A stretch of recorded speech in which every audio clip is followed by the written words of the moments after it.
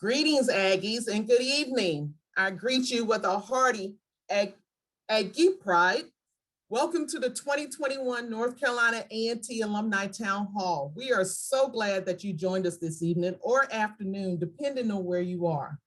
I am Teresa Davis, and I serve as the Associate Vice Chancellor for Alumni Relations at North Carolina Agricultural and Technical State University.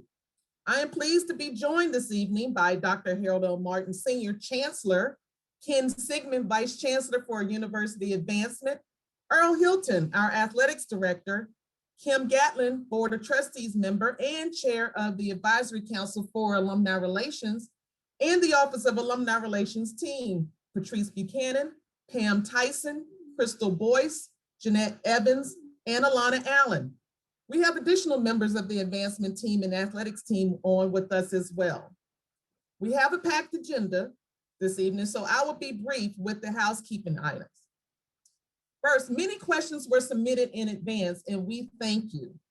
Please know that we will get to as many as we can during the Q&A segment at the end of the presentations, but we will also pull questions from the webinar Q&A queue, as well as from Facebook live stream.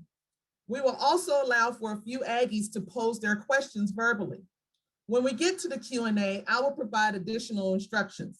But in the meantime, throughout the presentations, feel free to enter your questions in the Q&A queue if you are on Zoom webinar, or in the comments queue if you are on Facebook throughout the presentation. So lastly, the town hall is being recorded, and the recording will be made available on the Alumni Relations Facebook page and our website. Let me say that again. We are being recorded, and the recording will be made available on the Alumni Relations Facebook page and website. I know there's going to be questions about providing the presentation, or will the presentation will be provided, and the presentation will be available via the recordings. Now, without further ado, let's get into the town hall. So just a quick high level view of our agenda this evening. I just went over the housekeeping tips. We'll have the State of the University from Dr. Martin, from Chancellor Martin, and we'll have the capital campaign results review with our Vice Chancellor Sigmon, and an athletics update from AD Hilton. We'll also have a couple of announcements at the end, but then also we will have our Q&A. Actually, those will be switched around. Okay, so get ready, sit back, relax. We're about to share a lot of information with you, Aggies, and a lot of information that you will be proud of. So without further ado, it's my pleasure to introduce the Chancellor of North Carolina Agricultural and Technical State University, Dr. Harold Martin. Dr. Martin, the floor is yours. Thanks very much, Teresa. And certainly good evening to all the Aggies who are joining us this evening. We look forward to having an engaging conversation with you. And needless to say, this has been a most challenging year for all of us, quite honestly. And so in the midst of a most torrential pandemic, though, the university has been most productive. And I'd certainly like to share with you some of the exciting highlights of our university's past academic year. Next slide.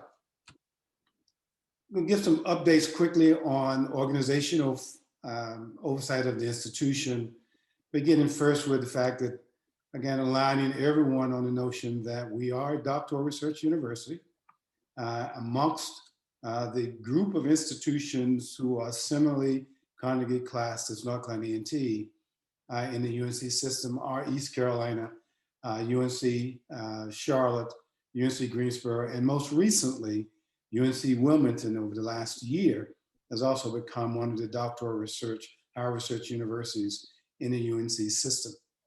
Next slide. The Board of Trustees, a 13-member board that governs the institution. Each of the UNC system campuses has a similar size board of 13 members. 8 of our board members are appointed by the Board of Governors, and 4 of our members are appointed by the General Assembly, the 2 from the Senate and 2 from the House of Representatives. We're very fortunate 6 of our board members' terms are expiring this year, including our student body president. 4 of those board members' terms are eligible for renewal by the Board of Governors, and 3 of the 4 members have been reappointed to our Board of Trustees, including Mr. Tim King and Mr. William Dudley have been renewed for a 2nd term on our Board of Trustees. Paul Jones is eligible for, Judge Jones, eligible for a renewal by the legislature as well, and we expect the legislature to be making decisions very shortly about his reappointment. Next slide. Also, Joe Parker, a member of the Board of Trustees, was renewed for membership on the Board of Trustees as well. 2 new members will be joining our Board of Trustees for the first time, beginning July 1st. Dr. Lynn Perry Wooten, an alumna of the university, graduate of the Deese College of Business, and currently now president of Simmons University. We're excited about the fact that she will be joining our board in July. Mr. Verdant Julius, the newly elected president of the Student Government Association for 2021-22, will also be sworn in as members of our Board of Trustees effective July 1st. As you know, our university is administered through a senior administrative cabinet. Next slide. The representatives of our university, these members have been working diligently throughout the year with me as we have overseen the university throughout this year. The 2 newest members of our senior staff are Christina Brogdon, joined us the very first year of her tenure as Vice Chancellor for Human Resources, and Melissa Holloway is in her 2nd year as University General Counsel. Next slide. These members you're accustomed to. Tom Jackson as IT, CIO, Eric Muse is our Vice Chancellor for Research and Economic Development. We've all known Melody Pierce. She's been with our senior staff for quite some time. Robert Pompey is our Chief Financial Officer, also member of our senior staff for a number of years. And of course, you will be hearing from Ken Sigmon very shortly as our Vice Chancellor for University Advancement. Next slide. Number of deans. All of these deans are continuing deans of our university. 1 new addition to the university this year is Dr. Paula Price, who is Dean of the College of Education. We're excited that Paula has joined our dean's team. We're excited about the work our deans continue to do on behalf of the university. Next slide. Now, it's critically important that you continue to remember that our university is one of the 1890 land-grant universities in our nation, joining the 1862s and the 1994 land-grant institutions throughout our nation. The 1890 land-grant institutions are the historically Black colleges and universities that were formed through the Second Morrill Act of 1890. And as you may remember, our university grew out of legislation in North Carolina's General Assembly on March 9th, 1891. The bill was passed to create North Carolina A&T State University.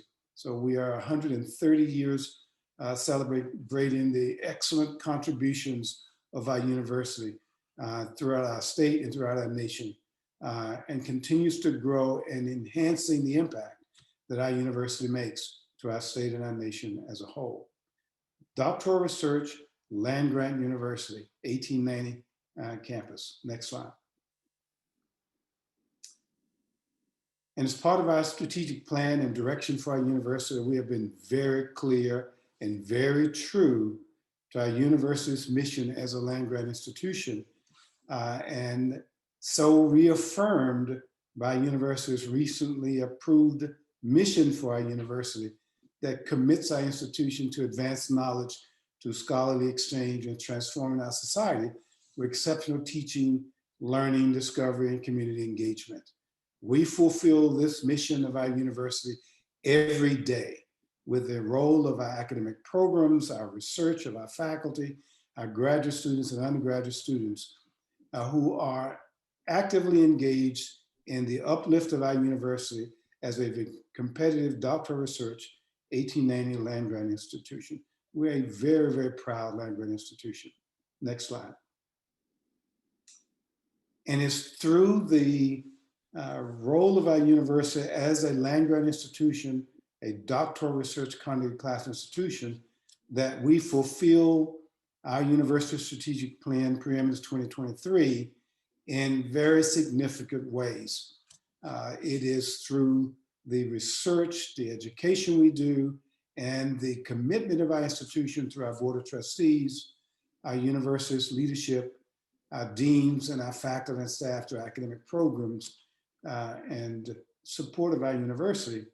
Our university is focused on continuing to advance our university to growth to approximately 14,000 students by 2023, with approximately 3,300 of those students at the graduate level, master's and PhD levels.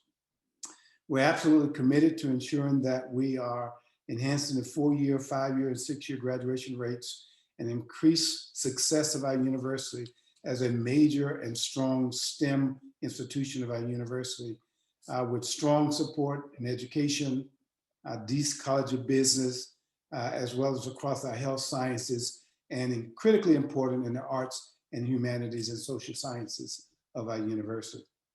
Our university are significantly engaged in leading research, approximately $60 million of research this year that generates significant levels of innovation through patents and patent disclosures that makes us the 3rd research institution in the UNC system behind NC State and UNC Chapel Hill. Next slide. Very recently, as of November of 2020, the Board of Governors of the UNC system created a new set of peers for each of the 16 UNC campuses.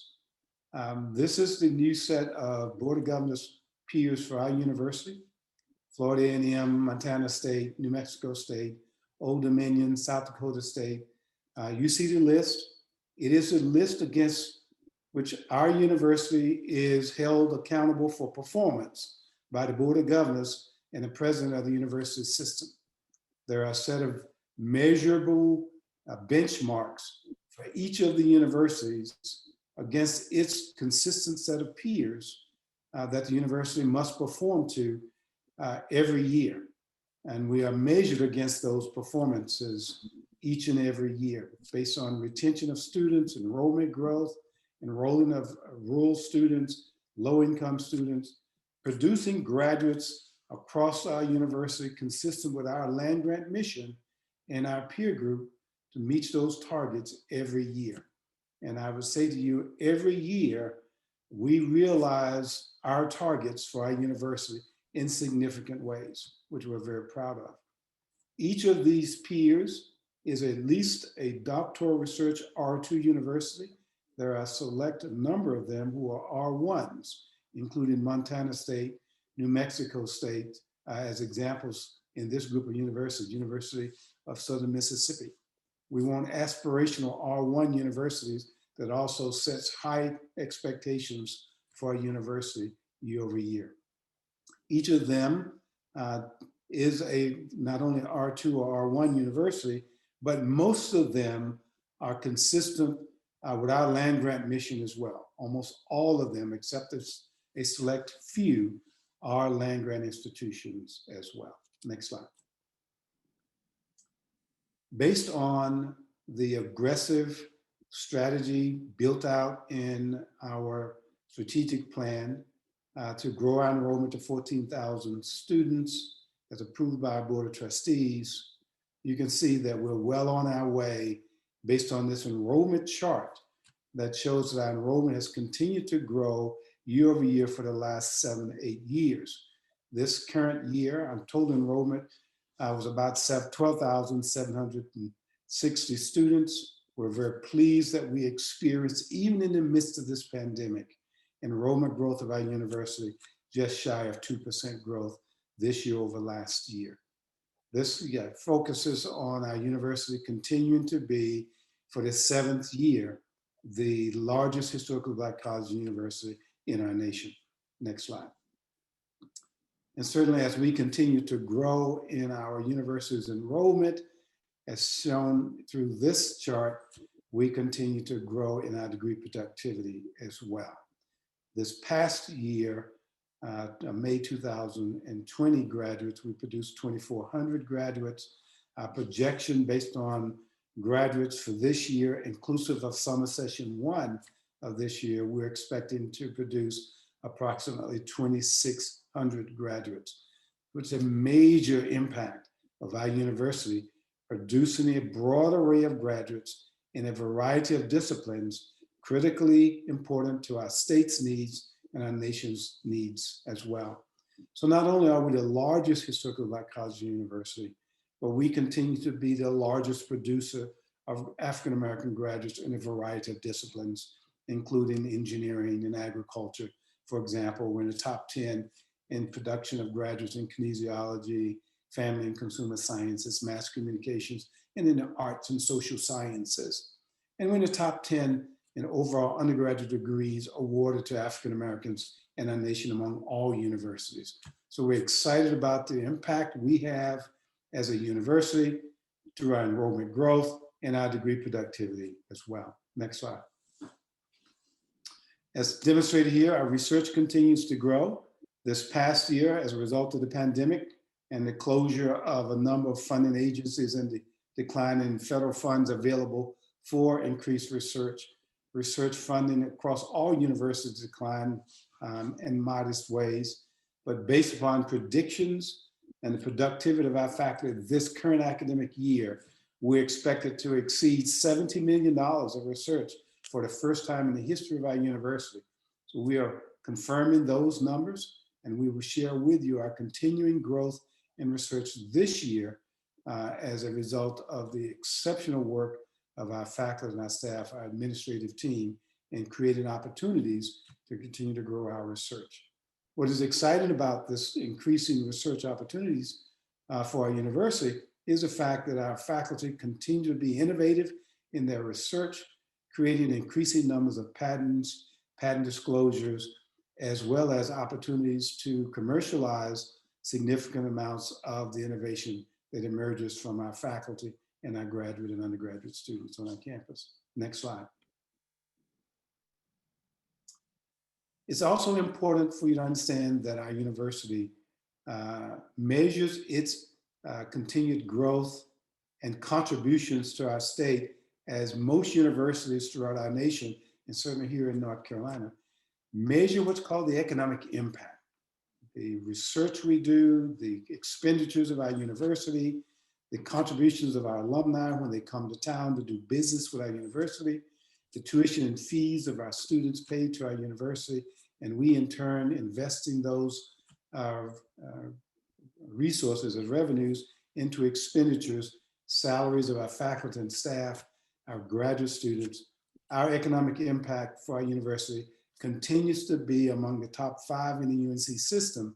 Our measured economic impact this past year was measured at $1.4 to $1.5 billion. Now that's about $500 million up over our economic impact just 5 years ago. So we're excited about the continued growth of our university, not only in enrollment and degree productivity, but our economic impact on our state as well. And we expect that this economic impact on our state and the nation as a whole will continue to grow as our university grows as well. Next slide. We carry out our research and our impact as a land-grant institution on our community, our region, and the state and the nation as a whole, not only through the incredible work our faculty and staff do, but also through the partnerships we create as well. I won't go through all of these collaborations, but suffice it to say that we continue to explore ways we partner with other universities in the UNC system, not only our public universities, but private universities, our community colleges, but also Gifford County schools. As you know, we host a number of partnerships with Gifford County schools, including 2 high schools on our campus physically, where we educate high school students in STEM, as well as we focus on educating and enhancing the success of African-American males in our Gifford County school system as well through our A&T Middle College, which continues to have success in impacting the outcome of African-American students in Gifford County schools. We also foster a number, next slide, increasing research and collaborations with our centers of excellence that are continuing to grow through the research of our faculty and graduate students on our campus as well. Next slide. Lots of things to crow about through the continued branding and recognition of our university. Again, 7 years in a row, we've been America's largest HBCU. Again, we're ranked as the #1 HBCU through Money Magazine. We're up 200 points from our last year's evaluation through Money Magazine. This is a big deal. The excellence of our university continues to show through the rankings, through not only Money Magazine, but also through US News and World Report as well, as we continue to now be ranked now in our second year as a numerical ranking amongst the nation's top research universities, R2s and R1s in our nation. The profile of our outstanding students continues to grow year over year with our entering freshman class. The freshman class that entered in fall 2020 had an average GPA of 3.62, up over the previous year, based upon the record numbers of applicants for our admission to our university this fall 2021. Not only do we expect enrollment growth in significant numbers, but we expect the profile of our entering freshman class to again grow beyond this 3.62 average for fall 2021 as well. We are seeing an increasing number of corporate partners who are funding our university, and you'll hear more about that with Ken Sigmon as he briefs you about the success of our capital campaign.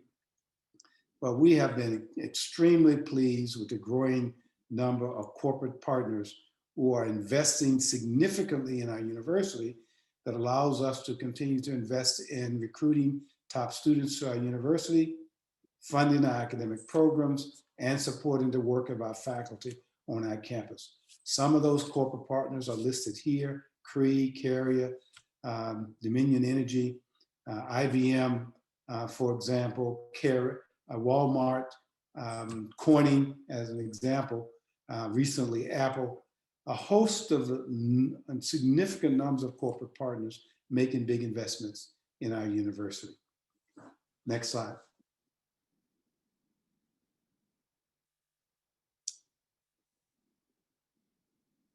Now, as I've indicated, this year has been a challenging year for businesses all across our nation and across the globe.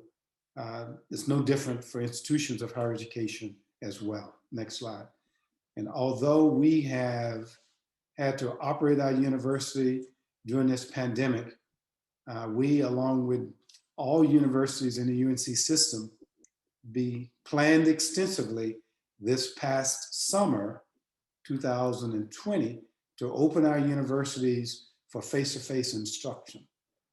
We were very fortunate and blessed because of very significant and well-defined contingency plans that we put in place. We were able to operate our university this past year fully within our plans without having to pivot to move to fully online instruction, as many of our colleagues in the UNC system and across the nation had to do in midstream. Because of the resilience and the discipline of our students and the really well-defined plans we implemented, we were fortunately able to conduct business within our university throughout the year per our contingency plans. As demonstrated here, in the fall semester of 2020, approximately 5% of our courses were offered fully online by students who took courses in that mode. By spring 2021, approximately 18% of our classes were primarily offered on campus with our students.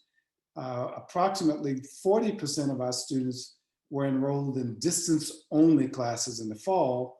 That number dropped to 24% in the spring because more students began to realize that they would be in a safe environment, and more students took courses face-to-face.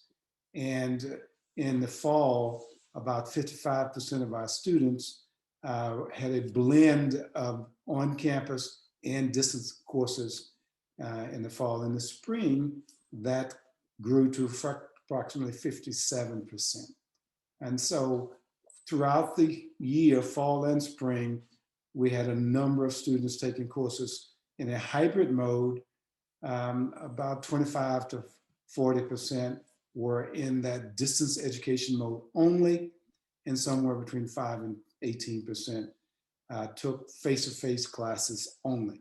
So which means we had a number of students on our campus, living in our residence halls, taking classes in our classrooms in a socially distanced way, quite honestly, but they were eating in our dining halls. They were engaged in student activities in a well-defined, managed way as well. And we were very pleased that our students, to the most part, within the challenging demands of the pandemic, were committed to living within the constraints of the pandemic and the rules we set for operating our university this past year. We are extremely pleased that we were able to conduct the business of our university in a very significant way. Next slide. But you should know we did a lot of testing. We had great partners with Cone Health and other corporate partners who assisted us in creating testing across our university. Incredible support from the professionals in our Student Health Center, Dr. Padanda Webb and her team, working with our nursing program and healthcare providers across our university, Dr. Robert Doolittle, our medical director, all worked with our academic units and did an incredible job of regular tests across our university. As you can see, we administered about 14,000 tests in fall 2020. Our positive rate was about 4.9%, staying significantly below the positivity rate in our community and across our state as a whole. In the spring, we administered 17,000 tests on a regular basis, weekly, testing our students to ensure that we were able to keep our campus safe. And as you can see, again, a less than 5% positivity rate for our students across the spring semester as well. We were very fortunate to have only one of our students who was hospitalized and only one of our employees during the fall. The student was during the spring semester. And we were very fortunate that we were able to stay below the quarantine space that we reserved for residential accommodations for those we had to quarantine as well on our campus. Very, very pleased that we were able to do so. One of the big decisions we made as well, with the incredible work again of our health center director and medical director and colleagues across our campus with our Cone Health partners, is that we stood up a vaccine clinic. We knew very well that in our community, in our region of Greensboro, East Greensboro, high percentage of African Americans mistrust healthcare providers, and they were not trusting of the vaccine as well. And we knew we had to step out in this space and help educate our constituency and the community, as well as provide a safe space for those in our community, as well as our faculty and staff and our students, to be able to go to a place that was convenient to get the vaccine. We were the first in the UNC system to stand up a university vaccination clinic. As you can see here, thus far, we have administered just shy of 10,000 vaccines so far. First doses, 5,500. We're approaching now about 4,500 second doses of the vaccine. Very shortly, we will begin partnering with Cone Health and the Guilford County Schools to begin to administer vaccines to Dudley High School students and their families and teachers and staff at Dudley High School as well. That has been stood up at this moment.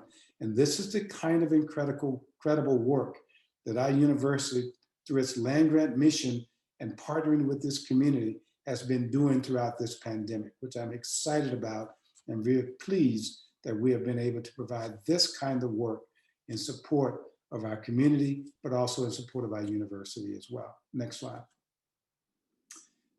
To help in our education of our own campus community, of our students and our faculty and our staff, but also to help educate the community about the safety of the vaccine, we invited this incredible scientist, Dr. Kenneth Corbett, as you know, is one of the scientists who helped to develop the Moderna vaccine, came to our campus virtually as a part of our Chancellor's Town Hall Speaker Series, and provided an incredible lecture to our campus to help educate our students and our faculty and staff and the community about the research that went into the discovery of the Moderna vaccine, which is the vaccine we have deployed most in our vaccine clinic. We're now beginning to, in addition to deploying the Moderna vaccine, we're also now beginning to deploy the Pfizer vaccine as well. This was an incredible event for our university that went a long ways to helping educate our community about the importance of the science behind the vaccine and helping individuals in our community realize the safety of getting the vaccine and the importance of getting the vaccine as well.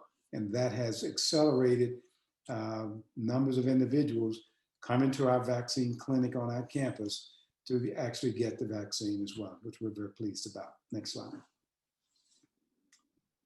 Because of the continuing growth of our university in enrollment and increasing research and expanding academic programs across our university, as with all organizations that are experiencing growth, we have to continue to look at ways to continue to invest in our infrastructure so that we ensure that we're able to continue to meet the growing demands and pressure points of our university, where operations need to be enhanced to ensure that we continue to be proficient in our operations. Next slide.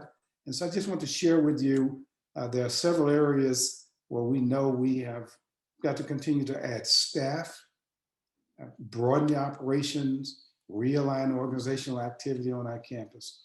One of those areas is legal affairs, where we have taken the legal affairs area and combined with it our internal audit function, as well as creating a greater level of focus on compliance and risk assessment for our university to ensure that we are able to identify risks long before they become problems and challenges on our university, and understanding the audit function and ensuring that we identify these areas, we report them out to our senior staff and to our board of trustees, but we also identify risk abatement strategy, risk mitigation, compliance strategy to ensure that our university continues to operate against best practices in an ethical and best business way, in a proficient way as well. So we created a new division,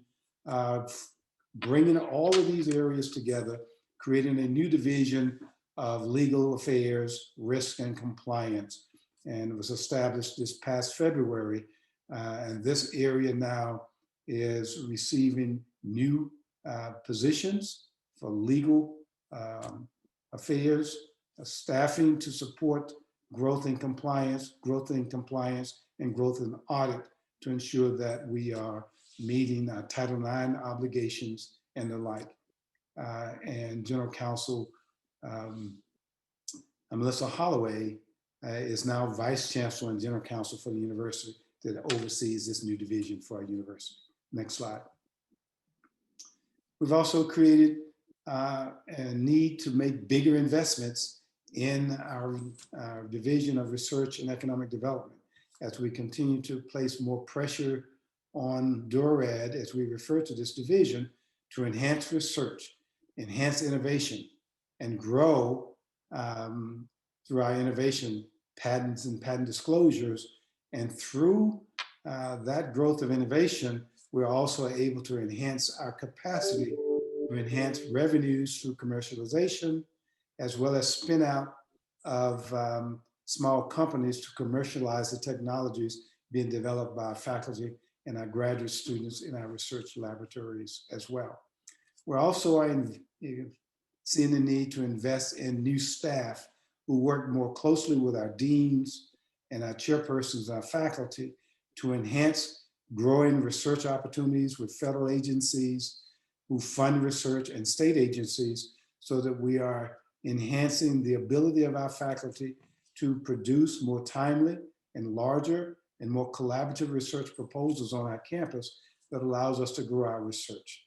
And that is beginning to build dividends for our university.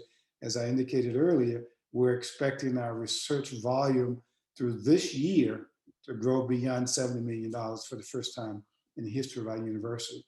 We must continue to invest in new faculty and staff positions in this area as well, so we continue to grow and expand research support for our university. Next slide. And obviously, as we continue to grow and depend upon technology in the way we conduct business of our university, as well as we deliver education and enhance the way we engage our students, enhance our research on our campus, we must continue to invest very significantly in our Division of Information Technology, new technical support staff, personnel to enhance ensuring that we're training our faculty with the best technologies. We're expanding the educational computing facilities on our campus, and we're enhancing the smart classroom technologies on our campus that we must maintain in a very significant way, so that we're ensuring that our faculty have the latest technology tools to do their jobs, teach our classes, engage our students, enhance our research. And so that's requiring additional investments, again, in the Division of Information Technology as well. Next slide. And certainly as we continue to create new positions to support our legal affairs area, risk management, as well as enhancing our research arm, innovation, and commercialization of our technologies, as well as enhancing information technology and support on our campus, we are hiring hundreds of new people on our campus to build out the infrastructure of our university. This is placing significant levels of undue pressure on human resources.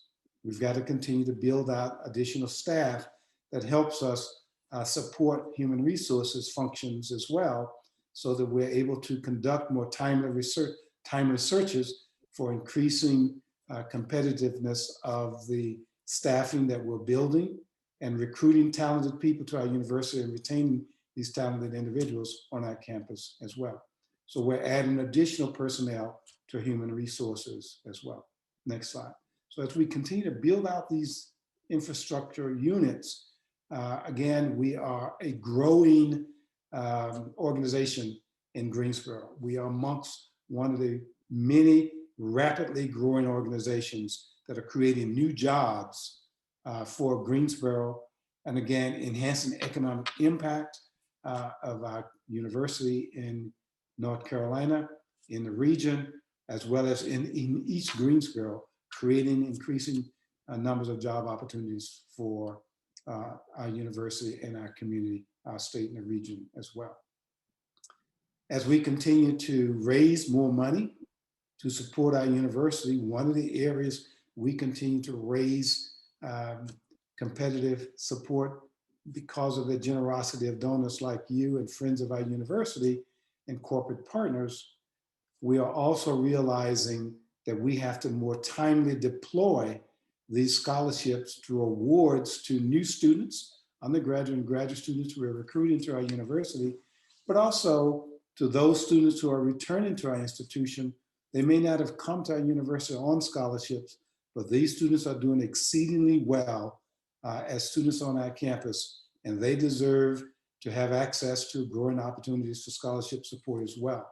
So this new scholarship unit has now been stood up by the provost in the financial aid office on our campus, and they are beginning to do a great job of more timely awarding scholarships to hundreds more new students whom we're recruiting to our university, but hundreds of students who are currently on our campus and returning to our university, making the scholarship awards to these students as well. I'm very excited about the work that this scholarship unit will continue to do for our institution to allow us to ensure that we are more timely investing the scholarship dollars that you as donors, as alums of our university, are assisting us through your generosity and others who are making contributions to our university.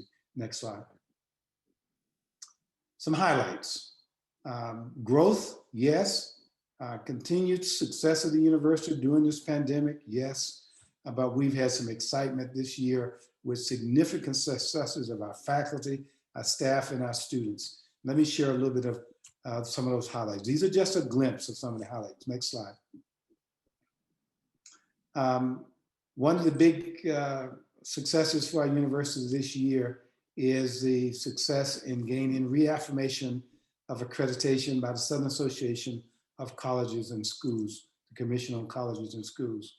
Every university in the southern region of the United States is a member of Southern Association of Colleges and Schools, SACS. Every university goes through a reaffirmation review every 10 years. And so our university was up for its review this academic year. We had to demonstrate to Southern Association of Colleges and Schools how we met these significant standards of accreditation and reaccreditation through a self-study.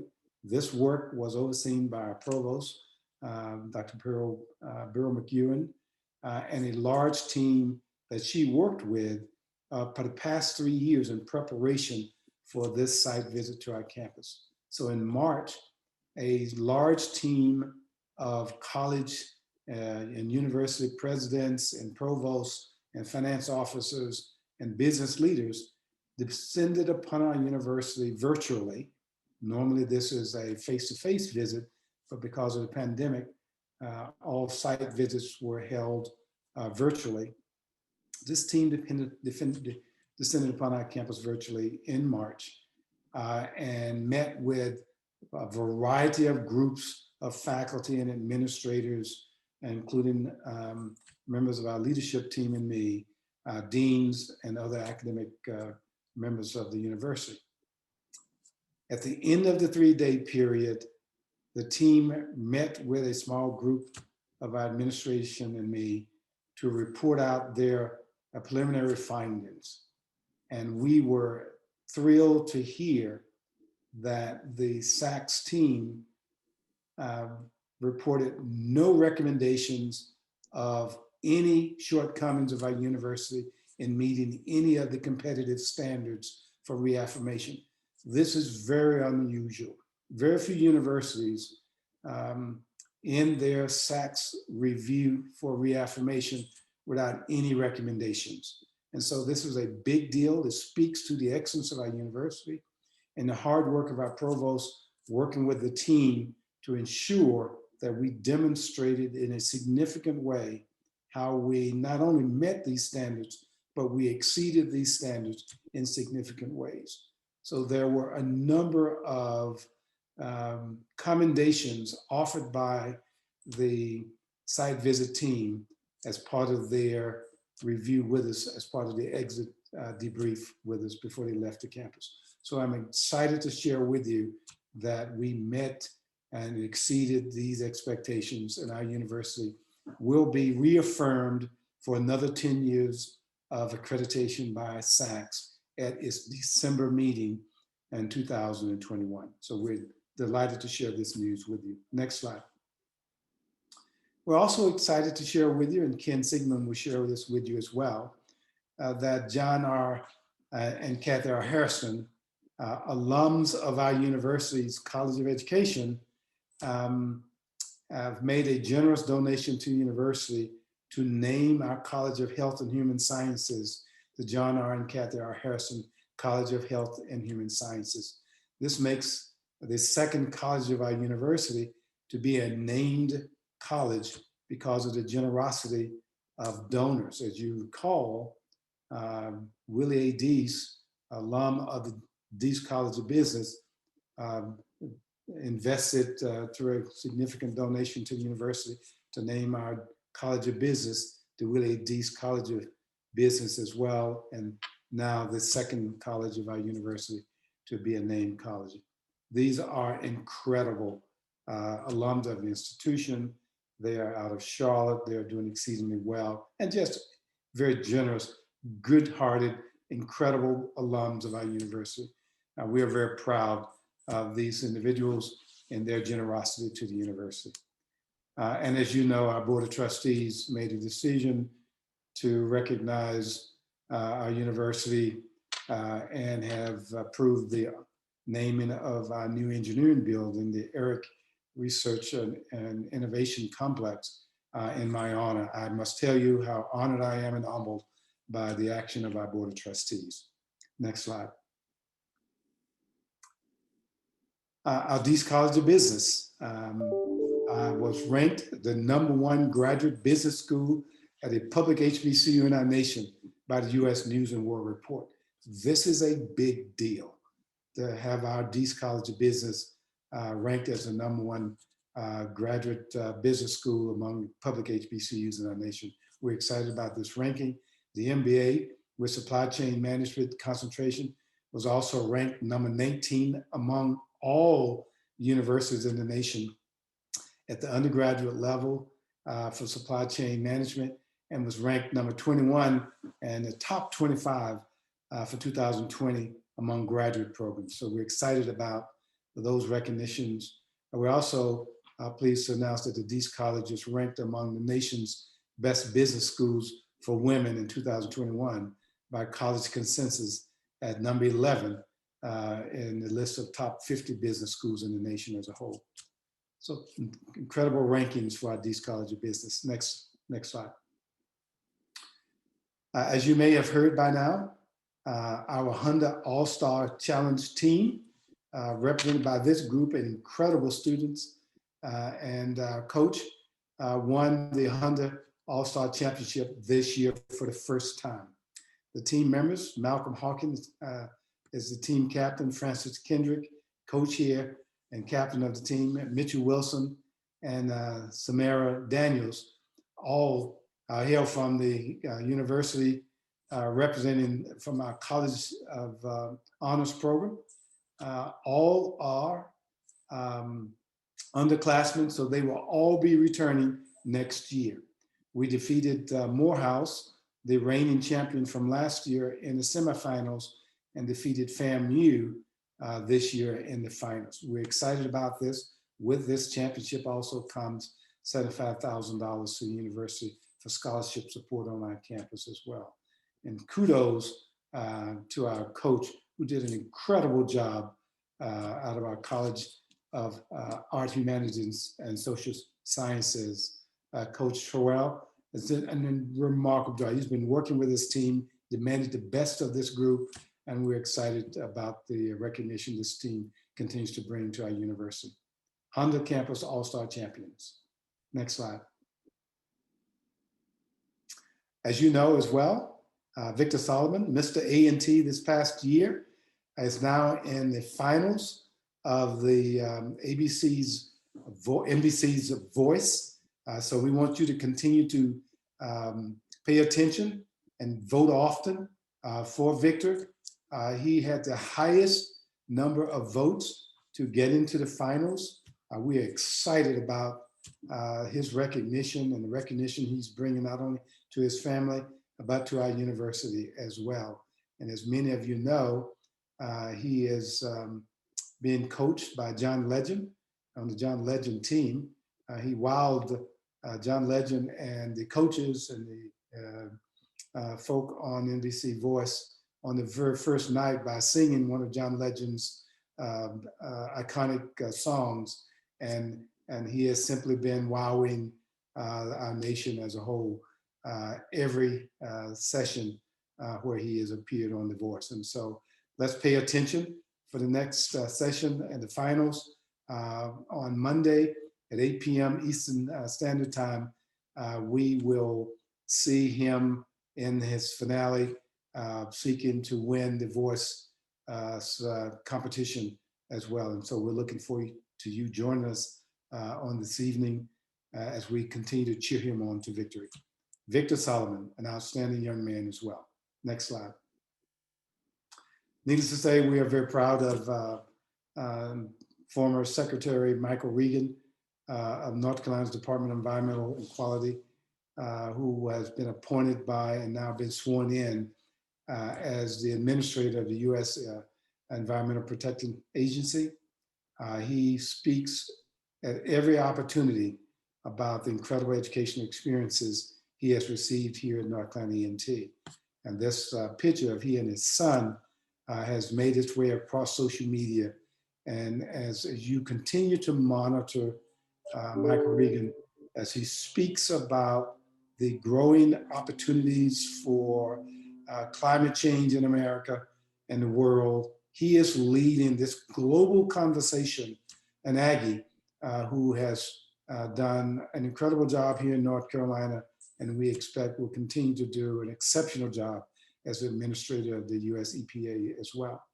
And many of you may not know, but alumnus Terrence Jenkins was also awarded an Oscar for his short film, Two Distant Strangers, very recently as well. And so we want to lift him as a graduate of our College of Art, Humanities, and Social Sciences. You're going to continue to see incredible contributions of the arts and humanities and social sciences, students and graduates of that incredible college on our campus and the next few years and thereafter. I'm excited about what's emerging for that college as well. Next slide. You've heard a lot about Mackenzie Scott's big gift to our university. We have made big decisions about how that gift will have significant impact on our university for years to come. So a portion of these funds have been placed in our university's endowment, and other parts of the funds have been distributed across the university to ensure that we are making immediate impact on scholarships across several colleges and support of our faculty and creating opportunities for expanding the impact of our faculty and research opportunities in new centers of excellence that are now being planned out by colleges of education, health and human sciences, and the College of Art, Humanities, and Social Sciences. You'll hear more about how this incredible gift is being programmed to have impact on our students, our faculty, our staff, and our academic programs for the future. Next slide. One of the things that you'll hear from Ken is about the capital campaign is a big decision we made to ensure that we were growing the university's endowment that will allow us to compete much more successfully with the UNC and Board of Governors peers for our university. As you can see, back in 2009, 2010, our university's endowment was a very modest $20 million. As I share with you in a few minutes, our peers, the UNC peers and Board of Governors peers, all have an average endowment in and around $200 million thereabouts. And we need to move our endowment toward that of our peers if we're going to continue to be successful in advancing our university well into the future in a very competitive way. I'm excited by the fact that you as alums and friends of our university, foundations and corporate partners have helped us raise a record $180 million for our university against an original goal of $85 million. Within that capital campaign, we have used a significant portion of those dollars based on your generosity to grow our endowment from about $20 million over the past few years now to exceeding $170 million under advisement for investments, $134 million of that is associated with our endowment. That makes a big deal for the continued growth and prosperity of our university and success of our university. Next slide. So to give you some context of what that means, these are the endowment funds for each of the UNC campuses from 2009 through 2020. As you can see, our university's endowment was right around $20 million for our university. That placed us at a very low level of amongst our UNC peers. But as you can see, our endowment now places us above UNC Wilmington and App State at $134 million. Our endowment now raises us in a much more competitive posture among our universities in the UNC system. You can see those universities who still have larger endowments than our university. We must continue to raise money, build our endowment, because this endowment continues to define our university's ability to create scholarships that will support our university's ability to continue to recruit top students and support our students throughout their 4-year, 5-year tenure on our campus, and also continue to support our academic programs, support our faculty and staff, and other support services on our campus. This is how we stack up today against our UNC system peers. Next slide. Within our UNC Board of Governors peers, the list I just shared with you, you can see where we now stack against that group of peers in our UNC system, in our Board of Governors peers. In 2019, 2020, our $134 million raises us just about 9th in the UNC system, just above University of Southern Mississippi. And you can see the universities we are competing with. We're competing with these universities for top students, as are we with UNC system campuses. We're competing for top faculty and staff. As I indicated, we are growing as a university. We have to recruit top faculty. We have to recruit top staff. And these universities have more resources. We have to compete in this space. Compensation for salary, creating new positions, and supporting the resources these new staff will need to be successful on our campus. These are the universities we're competing with. Next slide. So it's important that we continue to grow our endowment. These are the top 11 HBCUs in the nation and their endowments as well. And you can see where we fit among those universities as HBCUs. Back when we were at $20 million, we were not amongst these institutions amongst the top 10 or 11 universities with endowments.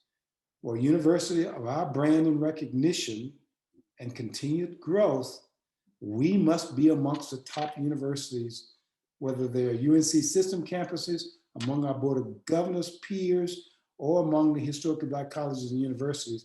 We must be amongst those with the largest endowments in competition for our ability to continue to thrive and be successful. We must continue to raise money to support our institution. Our endowment today, because of our successful capital campaign, has positioned us now amongst the HBCUs, now 6th amongst the HBCUs as the public HBCU amongst all HBCUs with their largest endowment. There are several of the private HBCUs who've been in this business of raising money for a long time, and they have large endowments today. If we continue on the trek we are on and continue to raise funds, as I expect we absolutely will be, we expect to continue to climb amongst these institutions with our endowment growth as well. Next slide. I want to share with you what that means and why it's important for us to continue to raise money. I know we are continually talking about the importance of raising money with you as alums, with friends of our university, with corporate partners, with foundations, because that's what our best competition as peer institutions continue to do as well. We must continue to raise the funds that our university needs to continue to compete because state appropriations are insufficient to support our university at the level of excellence we're seeking to continue to build on for our university. Next slide. I want to wrap this up with suggesting to you that while we have had a very successful year in the midst of this pandemic, we're now planning to open our university this coming fall 2021 in a similar way that we operated the university in fall 2019. While we are amongst universities and businesses in our community, in our state, and across the nation, who are continuing to make plans to reopen as the nation reopens for business, we as a university, along with other institutions of higher education, must continue to plan to reopen for business as well. We've put in place a variety of committees. Let's move through these slides. A variety of committees, inclusive of faculty and staff and a number of students and administrators on our campus, overseen by this planning committee. Next slide.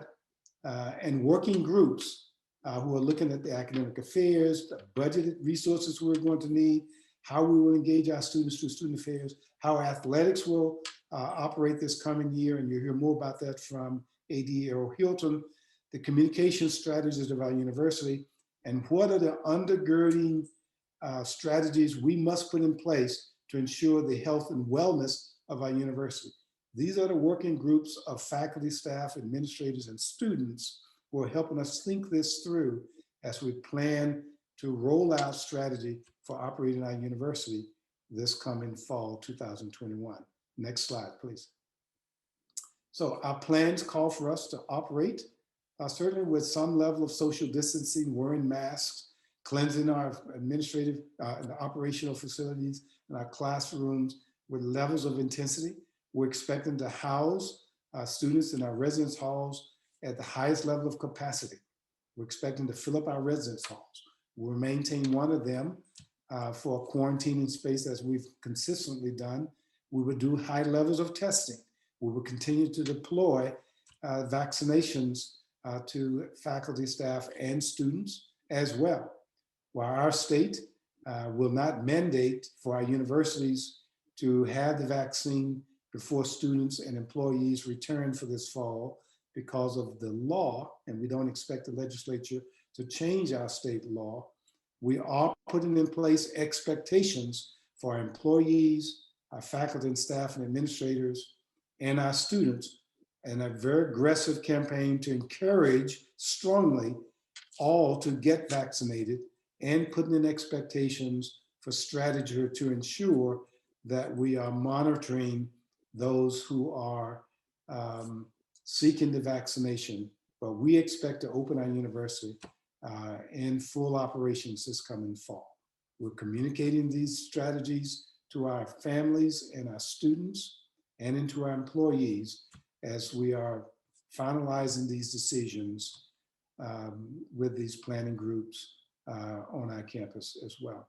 So expect to hear more as we finalize these decisions and we continue to communicate these strategies out to our campus community and to our constituents of our university as well. Next slide. You'll hear more about athletics in a few moments, but again, we expect the guidelines and operational procedures to continue to be finalized and tested and communicated. Next slide. That's the update on our university. I tried to move through that quickly to stay within my 30 minutes. I know I've exceeded that already, but know that we are going to be open for business. We've had an exciting year. I'll be prepared to answer a few questions at a later point in the program as well. Teresa? Right. Thank you, Chancellor. All right, so next up, and just a reminder for everyone as we proceed through the presentations, please feel free to enter your questions in the queue. I did see a couple of hands raised during Chancellor Martin's presentation, so if we could hold off on questions until we get to the Q&A segment, that would be wonderful. So without further ado, I will turn it over to Vice Chancellor Sigmon. Yeah, well, thank you, Teresa, and certainly thank you, Chancellor Martin. It's hard to get all that good news into 30 minutes. So I certainly understand. Well, hello, Aggies from sunny Marco Island, Florida. While the Chancellor has denied my request to make this a satellite office, he did say I could take the weekend off and do some fishing since we finished the campaign. So, but I'm excited to share some great news with you following on the heels of this good news. I took some time off and jumped off the boat to come talk to you a little bit about the campaign, because this was an immense success for the university, and certainly, as the Chancellor's already said, puts us on a new footing in so many different ways. And it really is all about you. I mean, because you made this happen. We called this the power of do, because Aggies do. And we talk about how bringing the power of everyone together to make transformational things happen at the university. This campaign was the manifestation of that. You all came together so incredibly, made such generous gifts to support a wide variety of initiatives that supported every corner of the campus and really put us on the map in a big way. But as you heard the Chancellor say, more importantly, put the university on a very solid financial footing for the future, because this is not going to be the last campaign, and there will certainly be additional priorities that the university will need. So I want to share with you, though, some of the superlatives. You've heard the Chancellor talk about the overall number. We rolled that out a few weeks ago, $181 million.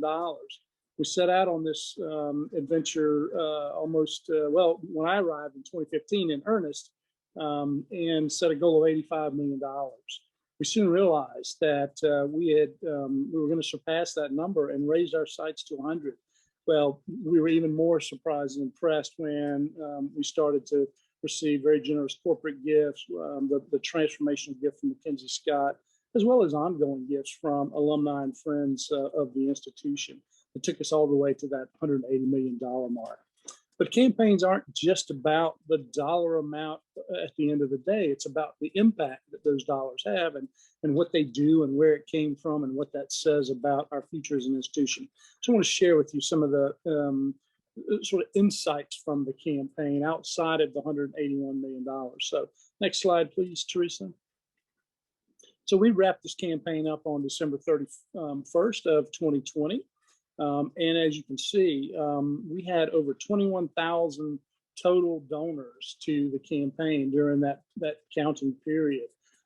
Even more incredibly, almost 15,000 of those were alumni donors. That's 25% of our alumni body that made gifts during the campaign. So that's a great tribute to the belief that our alumni have in the institution, the faith they have in its future, and their willingness to make significant investments of their assets in order to secure its future. As the Chancellor talked about, we've grown our endowment significantly through this campaign.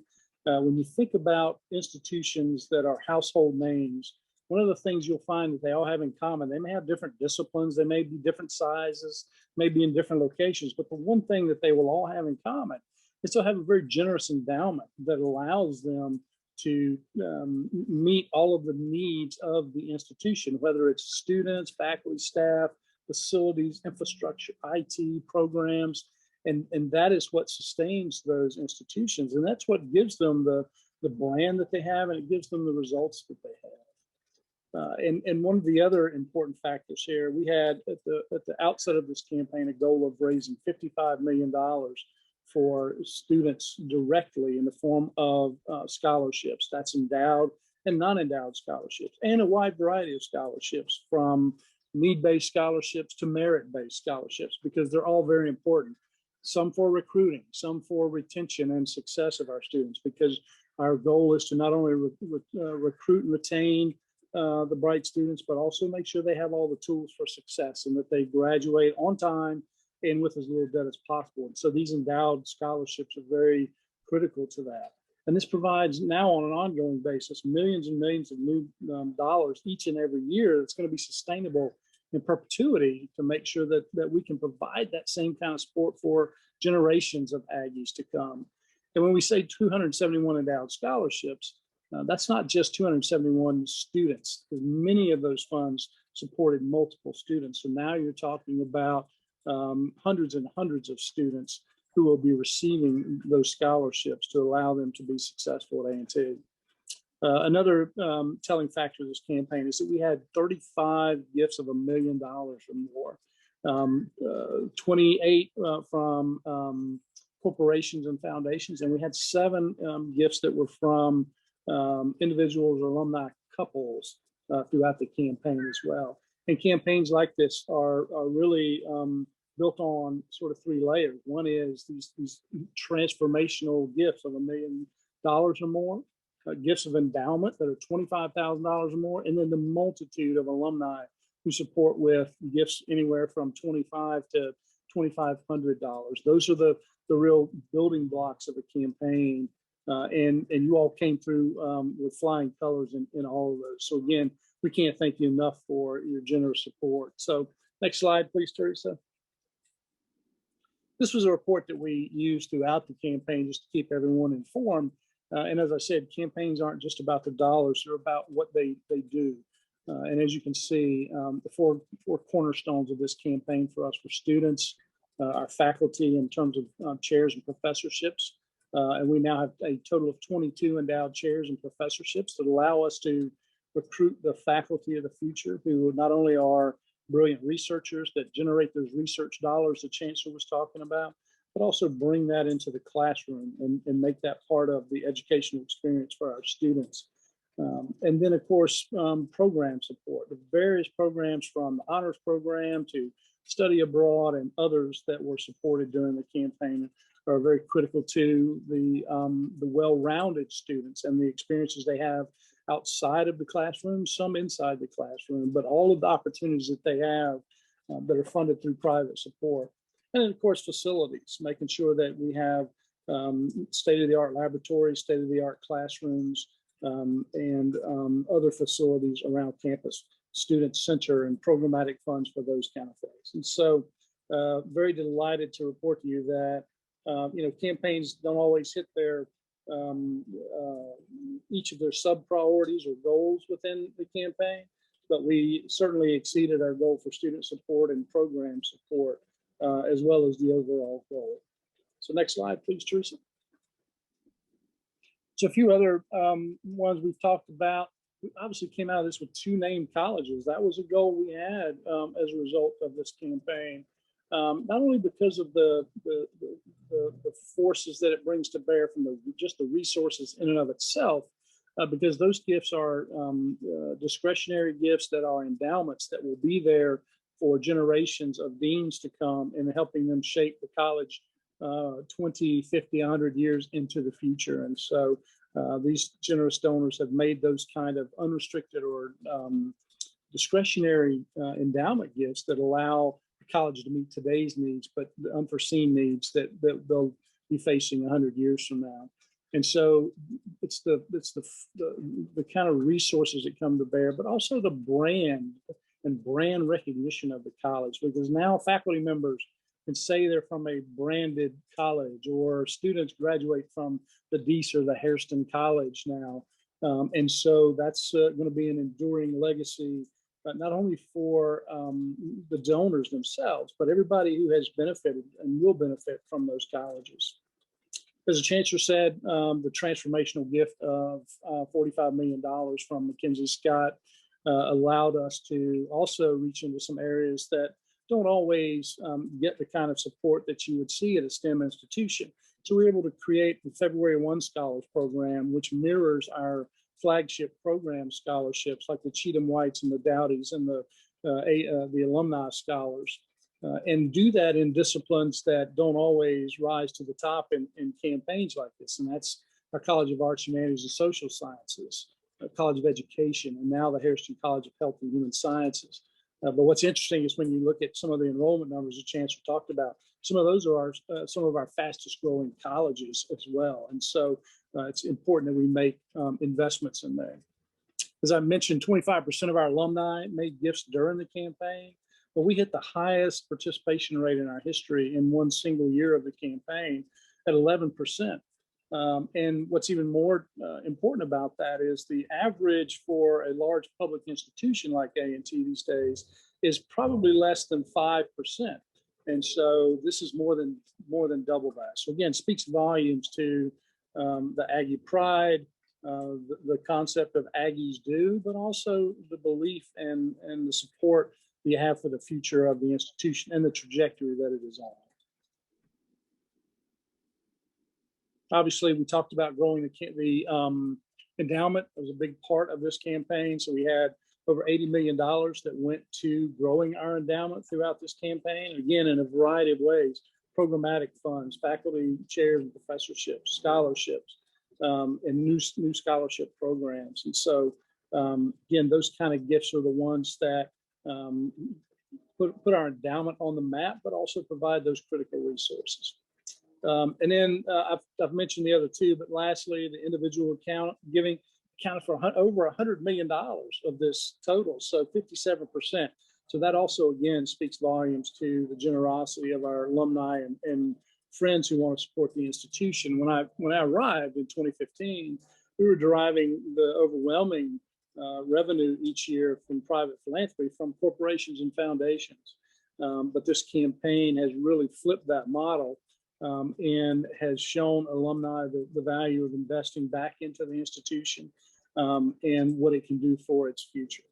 So I will close by simply saying it's been an incredible ride the last almost 7 years. This campaign has brought us together in many ways, not only as a university, but also as an alumni body to support the institution in many ways that will sustain it well into the future for generations of Aggies. So many of you on this call were very generous supporters of your time, talent, and treasure, and we thank you for all three. But we thank you for what we know you're going to continue to do to support North Carolina A&T State University. So thank you very much.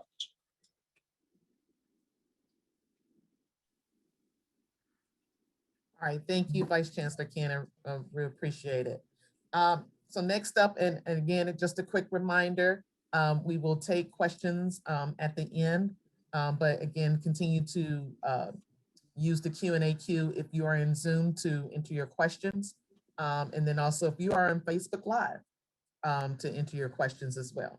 So I am pleased to turn it over to our Athletics Director, Earl Hilton. Earl, you have the floor. Good evening, Teresa. Good evening to everyone. So delightful to be with you tonight.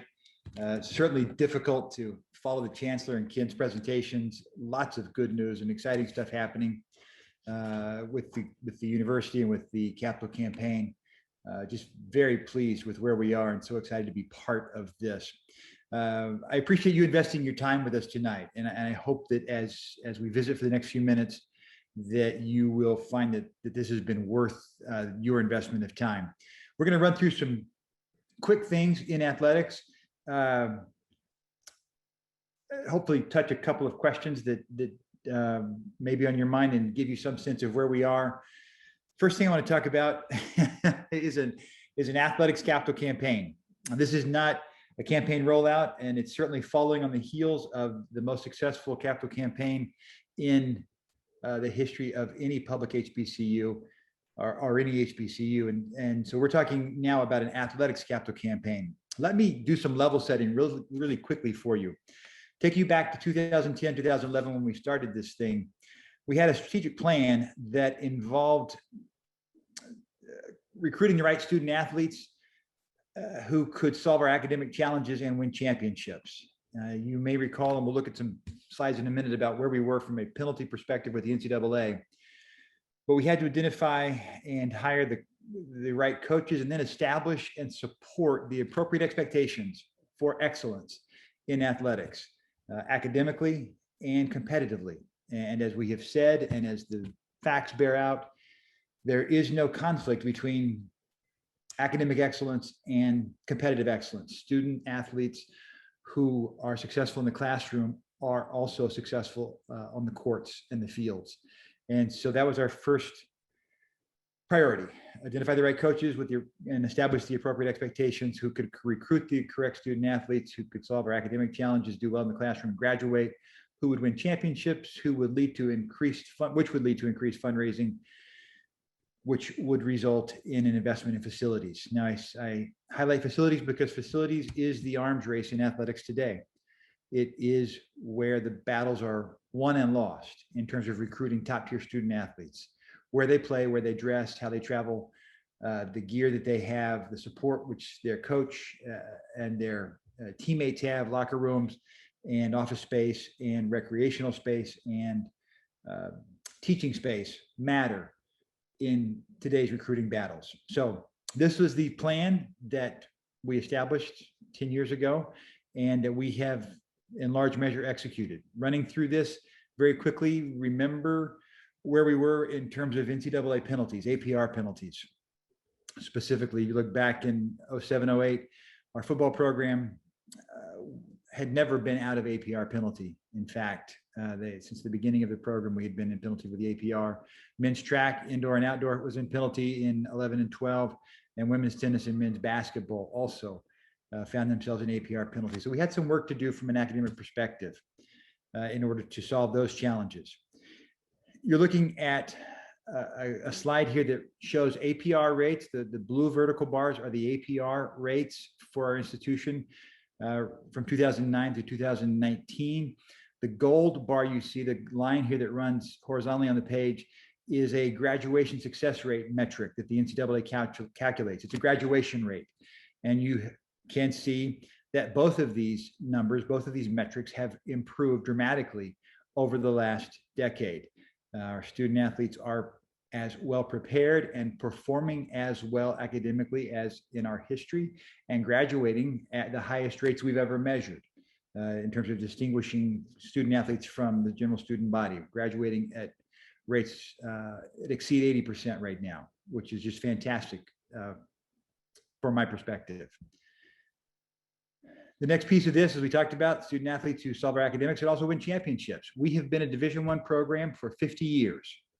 We have won, with our softball championship this year, we've won an even 100 championships in those 50 years. 44 of those championships were won in the last 11 years. This is the most decorated class, this four-year graduating class, the most decorated class in terms of championships in our history, in our Division I history. So they're the highest producing academically, graduating at the highest rates, and they're also producing championships on the field and in the court at rates higher than we've ever seen in our Division I history. Fundraising, as projected and anticipated, has followed that as we've increased our graduation success and our championship success. Our fundraising, our AAF donors, our supporters, our boosters, our fans have been generous with their time and with their resources to support what's happening in athletics. About $5.5 million invested over the last 10 years in the Aggie Athletics Foundation. That has resulted in, as we talked about facilities, in these improvements at and in our athletics facilities. Now, we've spent about $10 million. As you saw on the previous slide, we've raised about 5.5. And so this reflects investments from other sources, institutional investments and investments from the athletics department, from funds raised in other ways through guaranteed games, through gate receipts and revenue. In other ways, we've been able to support our facilities needs across these various areas in order to continue to compete effectively in the arms race that is athletics recruiting. Now, remember, we talked at the beginning of this presentation about this wheel, and this cycle doesn't ever change. This will always be how we continue to grow and build athletics. Student athletes, academics, championships, fundraising, facilities. We'll continue to invest and continue to spend our time in that process.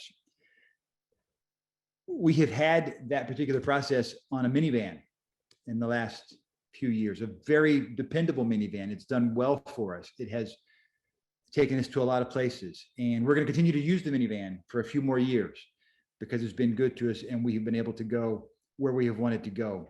But we are increasingly competing for student athletes who are being offered rides in Range Rovers, and they are looking at facilities and dining facilities and training tables and locker rooms and buses and wondering why should I go ride in the minivan when someone else is offering me a Range Rover? And so we've got to, as good as this has been for us, and as wonderful as it's been for us, and as effective as it has been for us, we have to move to a space where we are able to compete for the student athletes who are looking for the Range Rover, because there are institutions in our peer group who have made the investment and are making the investments in facilities that we must make if we're going to continue to enjoy the success that we have had over the past 11 years.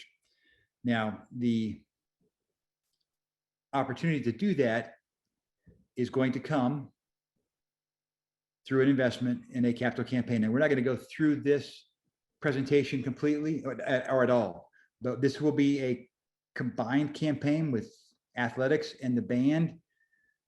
We don't have a magic number yet. We still haven't completed the feasibility study to determine what that should be, but it will be millions of dollars, $60 to $80 million likely, and investing in these areas: facilities and infrastructure, band and operational assessments, and scholarships to support our student athletes. Facilities is the investment that we must make next. We have made investments in our facilities, but we must make a splash. We must invest in a large way in our facilities if we're going to continue to enjoy the success from recruiting the student athletes that we want to, in order to succeed academically and compete for championships on a conference and national level. There was a question raised about the Big South Conference. We released the football schedule a month or so ago and created some additional comments. There is an hour to an hour and a half presentation on the rationale behind why we moved from the MEAC to the Big South Conference. I hope most of you have seen that. We are certainly not going to go through that tonight, but I do want to point out a couple of things to you. Remember this strategy, this plan that we've put in place. There are 3 places where I think this move to the Big South Conference impacts us rather significantly in terms of being able to continue this model moving forward. Recruiting the right student athletes from a competition perspective, and we'll look at that in some detail in just a minute. Succeeding academically, and we'll talk about the time investment, the lack of time being spent on travel, and the time gained on campus for our student athletes to be involved in academic pursuits, retention activities, as well as being able to participate in the other activities and events that are associated with being a college student. The clubs, the organizations, the social activities, the sororities and the fraternities that we think about when we look back on our college experience. Many of our student athletes do not have the opportunities from a time perspective to engage in those. And so we believe that this change in conference will free up a considerable amount of time for our student athletes academically and socially, and provide them with opportunities that they have not had to date. In addition, we expect that it will have an impact on our ability to raise money and to save money. We expect that we will be able to save money specifically in terms of travel as it relates to our move to the Big South. Let me show you just recently from a competitive standpoint. And these are just looking at the championships that the NCAA conducted in the last couple of months. And you see here a column for the MEAC and the Big South Conference. So the NCAA Women's Volleyball Tournament played in a pod setting. The highest seed in the pod that A&T was in, because we made the volleyball tournament, the NCAA championship, was the number 4 seed overall in the volleyball tournament. The Big South Conference school that represented the Big South was in a pod where the number 7 seed was the highest seed in that pod. Softball tournament, same thing. The MEAC representative has been placed in a regional with the overall number 1 seed in women's softball, national number 1 seed. The Big South representative was placed in the pod that has the overall number 5 seed as a member of that pod or that regional.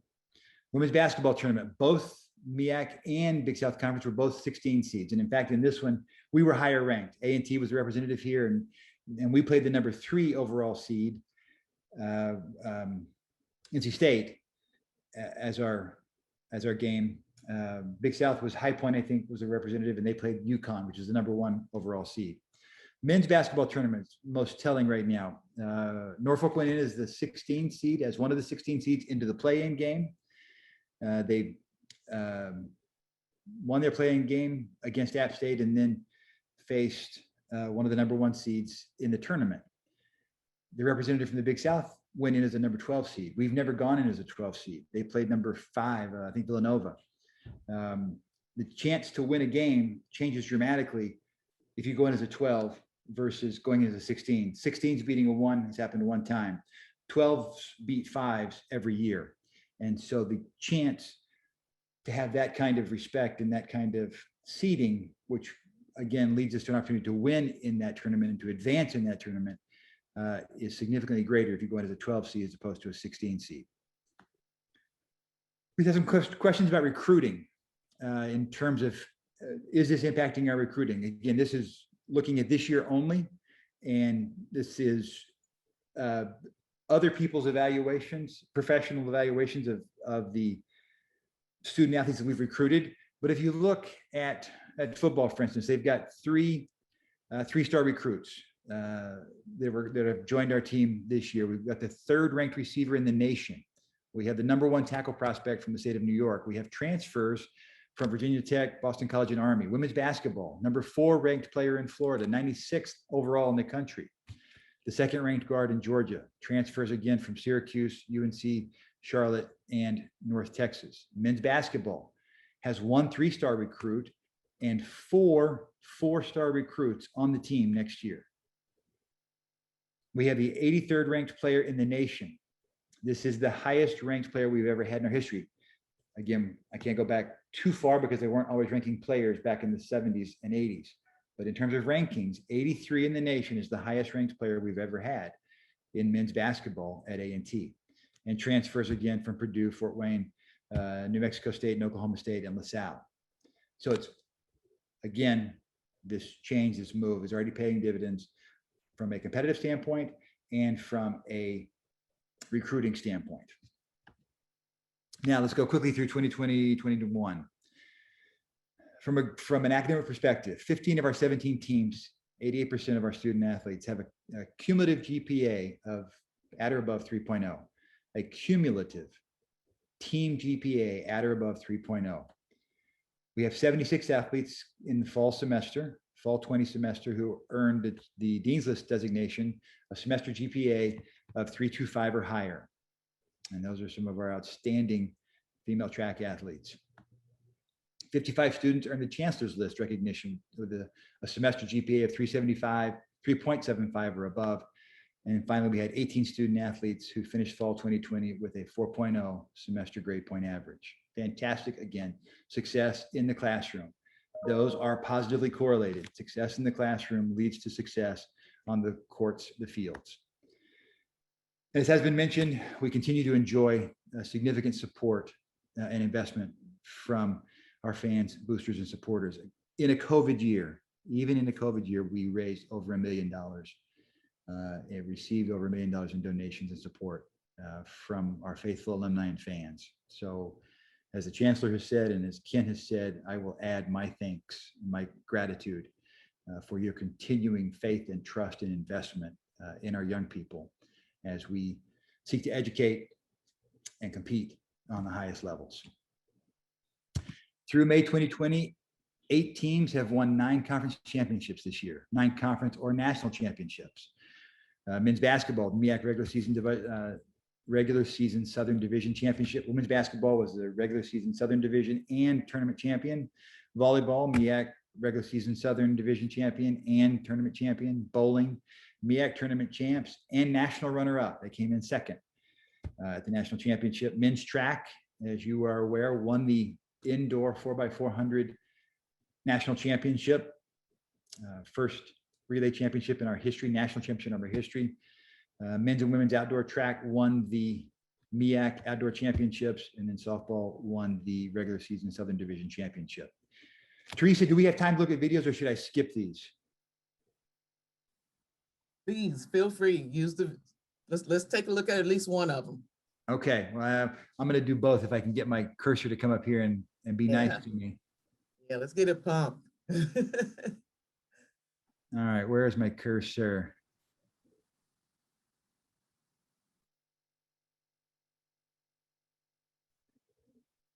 All right, well, we're going to have trouble.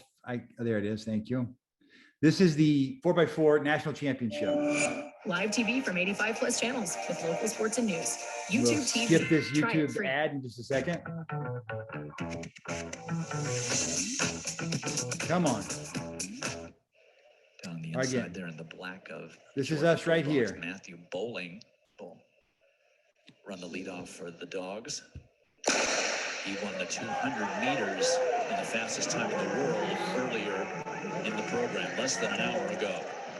Well, and while bowling is outstanding in the individual events, it's the relays that can really help your team. You can see him on the 4x1 and the 4x4 as they move into the outdoor, and he's an accomplished long jumper as well. So a good point getter for the Georgia Bulldogs. But he had to work hard in lane 3 to get the pole, so he has put out a lot of energy to have that pole position. He's running against Randolph Ross, who's coming back from his outstanding second place finish in the 400 meters. Bowling is suffering, but he's hanging in there, and he will hand off first to Caleb Kavanaugh. And for North Carolina A&T, Daniel Stokes. For Kentucky, it's Lance Lang on the second leg. And for Tennessee, Christopher Bailey. 45-28 for Matthew Bowling, 45-68 for Randolph Ross. So great opening legs. And a very strong pass there right as the straight met the turn by North Carolina A&T's Daniel Stokes, putting them in the lead. Kentucky now getting in it. That's Lance Lang from Kentucky. Known mostly as a 200-meter runner, a short sprinter, but showed that he could run the 400 at the SEC 4x4 2 weeks ago. And Kentucky hands off first, and they drop into first place, followed very closely by both Georgia and North Carolina A&T. 44-94 for Lance Lang. What am I saying? It's Georgia, of course, and North Carolina A&T. And now Tennessee back in the mix. Both Kentucky and Tennessee were out of it the first couple of legs. Now they've made a race of it. Kentucky with Kenroy Williams in the lead. North Carolina A&T now trying to make the pass with Elijah Young. And for Tennessee, that is Emmanuel Bynum. Georgia starting to fade. And Tennessee makes a great pass and catapults into first place. Jonathan Secor for the Volunteers. And for Kentucky, that's Dwight St. Hilaire, who was a 400-meter finalist, but got a tough lane draw with lane 3. And for North Carolina A&T, that's Trevor Stewart. Well, it was Emmanuel Bynum with a great leg for Tennessee that got him back in this 45-80. And Trevor Stewart, all kinds of experience, both outdoors and indoors. And look at the ease, look at that turnover in which he takes the lead on the back straight. Tennessee comes in with the #1 seed time, and North Carolina A&T second. Looks like they're going to take the title. Trevor Stewart making a great pass in the backstretch, brings A&T home. The winner, Kentucky second, Tennessee third. I literally cannot tell you how many times I've watched that. I love that race. And the crowd roars. You Yeah. can't hear it now. Everybody on Facebook, and on Zoom webinar, but the crowd roars. Yeah, our first Open Division Relay National Championship. We had 2 student athletes who were named as MEAC Player of the Year, Edie Brewer in volleyball and Cameron Stromback in bowling. This was Edie's second time to be named as Player of the Year. You're aware this is an Olympic year. We have 7 athletes on our team who have made the U.S. trials, and you see the events that they've qualified for. And then we have 3 student athletes who are members of our team who've already made the Olympic teams for their respective countries. We're hopeful that we have some of these 7 that actually make the U.S. team and end up with 6 or 7 Olympians from A&T wearing the gear and repping the institution. You may be aware that in March of this year, our 4x4 team, the 4x4 team you just saw win the national championship, ran an outdoor event at the Texas Relays. and ran the fastest time in the world this year, and that still stands, and the 11th fastest time in the history of the event, period. And we will, with Teresa's indulgence, watch that one as well, because I can't get enough of this. We're in white.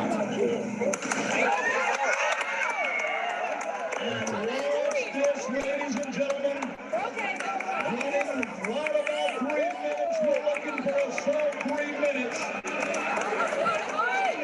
Guaranteed to be a first round. Kansas, TCU, Texas, North Carolina, A&T, Texas, A&M, Houston, Baylor, LSU, and Texas Tech. We're still loaded. First building prize,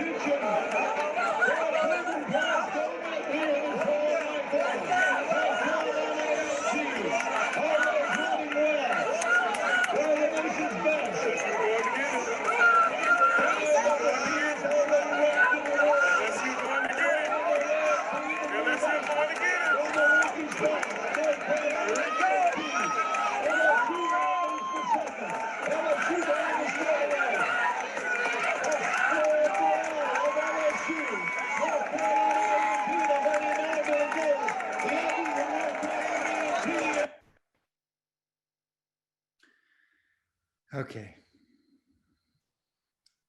I can't get enough of it either. I know. I cannot help it. I've watched it so many times.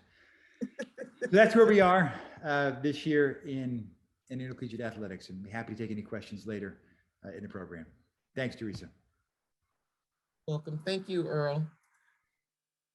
All right. So it is that time that we have all been waiting for. It is Q&A time, everyone. As I indicated, or just a quick reminder, if you are in the Zoom webinar, you may use the Q&A queue to input your question. Also, if you're in Facebook Live, if you are participating via Facebook Live, please feel free to put your questions in the comment section.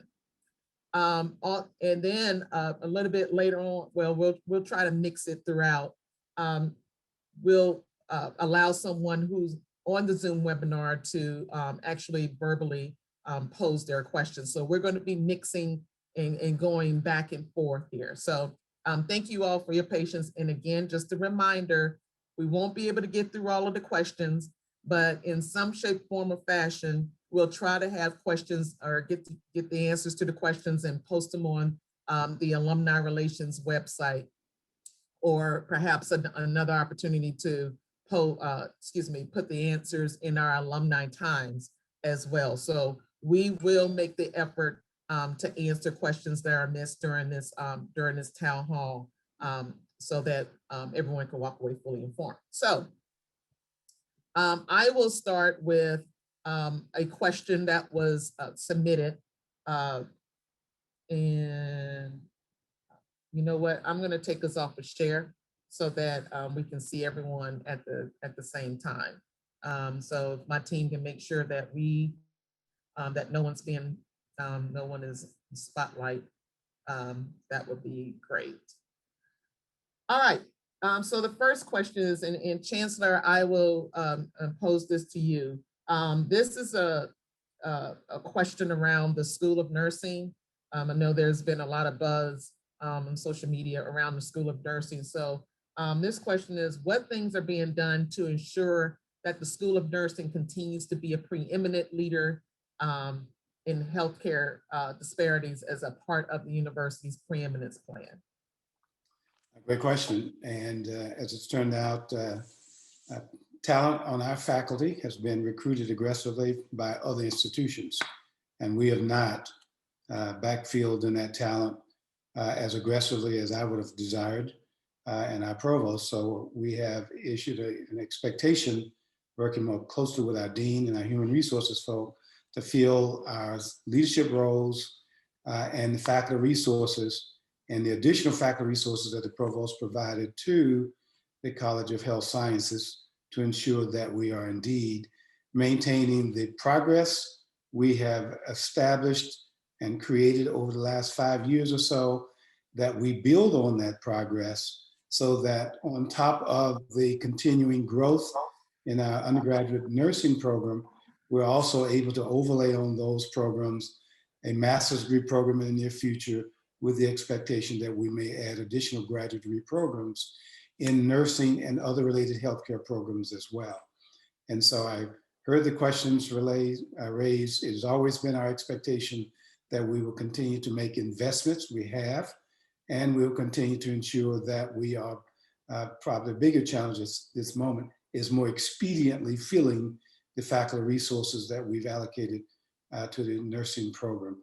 The dean is doing so in a much more diligent way with the provost and with our human resources folks. So we expect that we will have those positions filled in a more significant way before we begin the new year.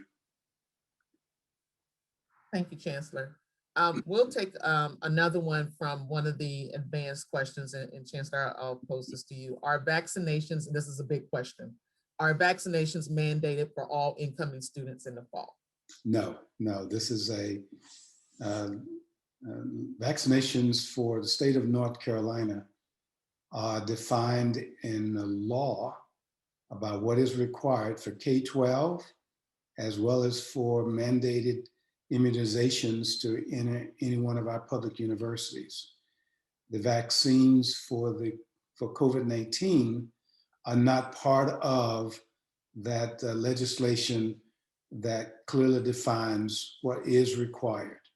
Our legislators are not prepared to change the law to mandate the vaccine for all returning students in our universities, as it is in Maryland, for example, where all public universities will mandate the vaccination for returning students and new students. We're not able to do that for North Carolina, quite honestly, because it is the law. Okay, thank you, Chancellor. Also, let me answer real quick a question, and it's about homecoming. Ta-da! I know that's the big elephant, pink elephant in the room. We are continuing to our process in shaping and what homecoming is going to look like, or what's going to happen for homecoming this year. So do not have a definite answer for you right now, but everyone, if you will please be on the lookout within the next week or two, where the university will be in a position to make an announcement about homecoming. We thank you all for your patience, and as has been said many times during this conversation, COVID has thrown a wrench in a lot of the things that we do. And of course, planning is very difficult. So please stay tuned.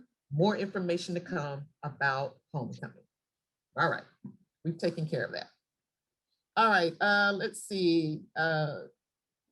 Earl, I will pose a question to you. Will the athletic program make aggressive moves to recruit 3 to 5 star players like Deion Sanders is doing at Jackson State? Yeah, we actually helped to do better than Deion Sanders is doing at Jackson State. As I indicated, in basketball, we have four-star recruits on the team this year. We anticipate that we will continue to enjoy that kind of success in our football, our men's and women's basketball program. And we frankly expect to see it across all of our programs, specifically baseball and softball and volleyball will begin, I believe, to be able to ratchet up the interest level from student athletes that previously would not have given us the time of day. I spoke to Coach Washington recently, and he said, we're getting phone calls from kids who wouldn't answer our phone calls 5 years ago.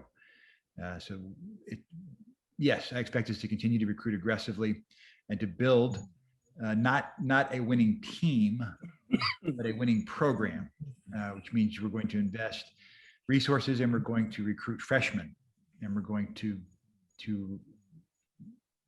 develop them across all of our sports programs. Thank you, Earl. Ken, I'll pose this question to you. Is there a breakdown of the endowments based on corporations, alumni, and this person put in philanthropists? Yeah, I can't give you specific numbers, but what I can tell you sort of anecdotally is that probably 80% of it, of our endowed gifts from the campaign came from alumni or individuals, because that's where endowments generally come from historically. And the rest came from corporations or other foundations. They have typically, and do typically still, use their money for current use purposes and aren't typically who you look to when you want to grow your endowment. So that's, again, one of the really, I think, bright shining lights of this campaign is that our alumni stepped up in great numbers to not only make significant gifts, but make endowed gifts. Great, thank you, Ken. Chancellor, I will pose this question to you. Do the North Carolina public HBCUs have any plans in seeking legal action against the North Carolina State Legislature in the same manner that the Maryland HBCUs were able to settle with their respective state regarding underfunding? Great question. Keep in mind that the legal action in Maryland did not come from the HBCUs, it came from their alumni. And so the question becomes, and this has historically been the case, we are supportive of such legal action, but we have to be clear about what that legal action is about. You have to have facts that capture what the basis of a lawsuit may be. While there has been no conversations with any alumni or external group, legal group, about the possibilities of suing the state legislature here in North Carolina. There has been some recent discussions about what has occurred in Tennessee, most recently with the evaluation of underfunding of Tennessee State University as a public university in that state and a land-grant institution in that state. I think the recent assessment is that over the decades that Tennessee State has been underfunded to the tune of $500 million. There has been some early discussions with our university. I've asked our campus business staff to evaluate what we define our level of underfunding to be using a similar financial model that was used in Tennessee, because we are abiding by the same rules of requirements by the U.S. Department of Agriculture for appropriate levels of matching funds for our university in a similar way Tennessee State is, as all land grant institutions are, in particular 1890s, as our institution is, that all state legislatures are required to provide a certain level of financial match to all federal funds received in support of your land grant mission. And it's been clear we have not received over the decades that level of funding. So we're trying to define what that is, but you also have to find the momentum of individuals who capture and advance that level of discussion for you within the legislature. I think we're beginning to have some of those early discussions today with individuals who have the clout to potentially advance the discussion on our behalf. Thank you. The next question is around facilities, and I will pose this to both the Chancellor and Earl, because there's an athletic piece of this. First part is, what is the master plan for building new facilities and renovating existing facilities on campus? And all the recent real estate land recently purchased by the university. And then just a sub point of that, Earl, are there any plans to renovate the stadium, especially the restrooms in 2021? So let me respond to the first part of the question related to a master plan. Know that there is a well-defined process with our Board of Trustees and with the President of the University System and the Board of Governors, where every university creates every 5 years a revision to its master plan. We revised our university's master plan about 4 years ago, so we are approaching a window of time where it is due for refresh, as we characterize it. And within that master plan, we define, based on enrollment growth of our university, increased research, where the appropriate next building priorities are for new capital improvements for our university. They get captured based upon a thorough set of analysis that then are approved by our Board of Trustees. We also capture an assessment of all of the buildings that our university will build out based on debt service that the state does not provide state funds to build, like classroom buildings, research buildings. The state provides state appropriations for those generally. The state does not provide funding support for dining halls, for athletics facilities, for student residence halls, for example, recreational facilities. Those are funded through what's called debt service of the university. That is, you create funding support by students to pay fees to derive revenues to retire debt to build a residence hall, or to build an athletics facility, or to build parking decks, et cetera. All those are what's called self-liquidating facilities. We define those with our master plan, for example. And we also define for our university to continue to grow, we begin to identify additional tracts of land we must acquire. All of those elements are built out in an existing master plan for our university. It is a very comprehensive plan, it's well defined, and it is being realized year over year for our university. It would probably not be inappropriate to create an opportunity for Robert Pompey and Andy Perkins to have an opportunity to address that level of planning and what our master plan brings out for the expansion of our university at this moment, sometime in the near future. Most appropriate to be able to do so. Thank you, Chancellor. And Teresa, to your specific question, there is an athletics facilities plan, and certainly consistent with the capital campaign we just discussed a few minutes ago and the need for investments in our facilities. The football stadium is part of that plan, but it is not, the restrooms are not on the 2021 schedule, to answer the question specifically. Sure. All right, I'm going to ask someone from the alumni relations team if there are any raised hands from our webinar participants. and so that we can unmute them and allow them to pose their question.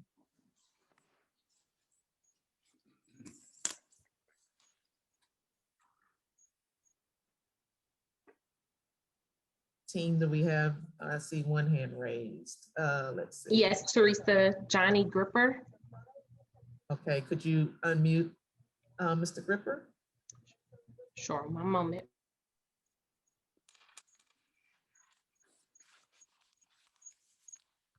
All right, Mr. Gripper, you have been unmuted. Make sure you unmute yourself again, and you have the floor to pose your question.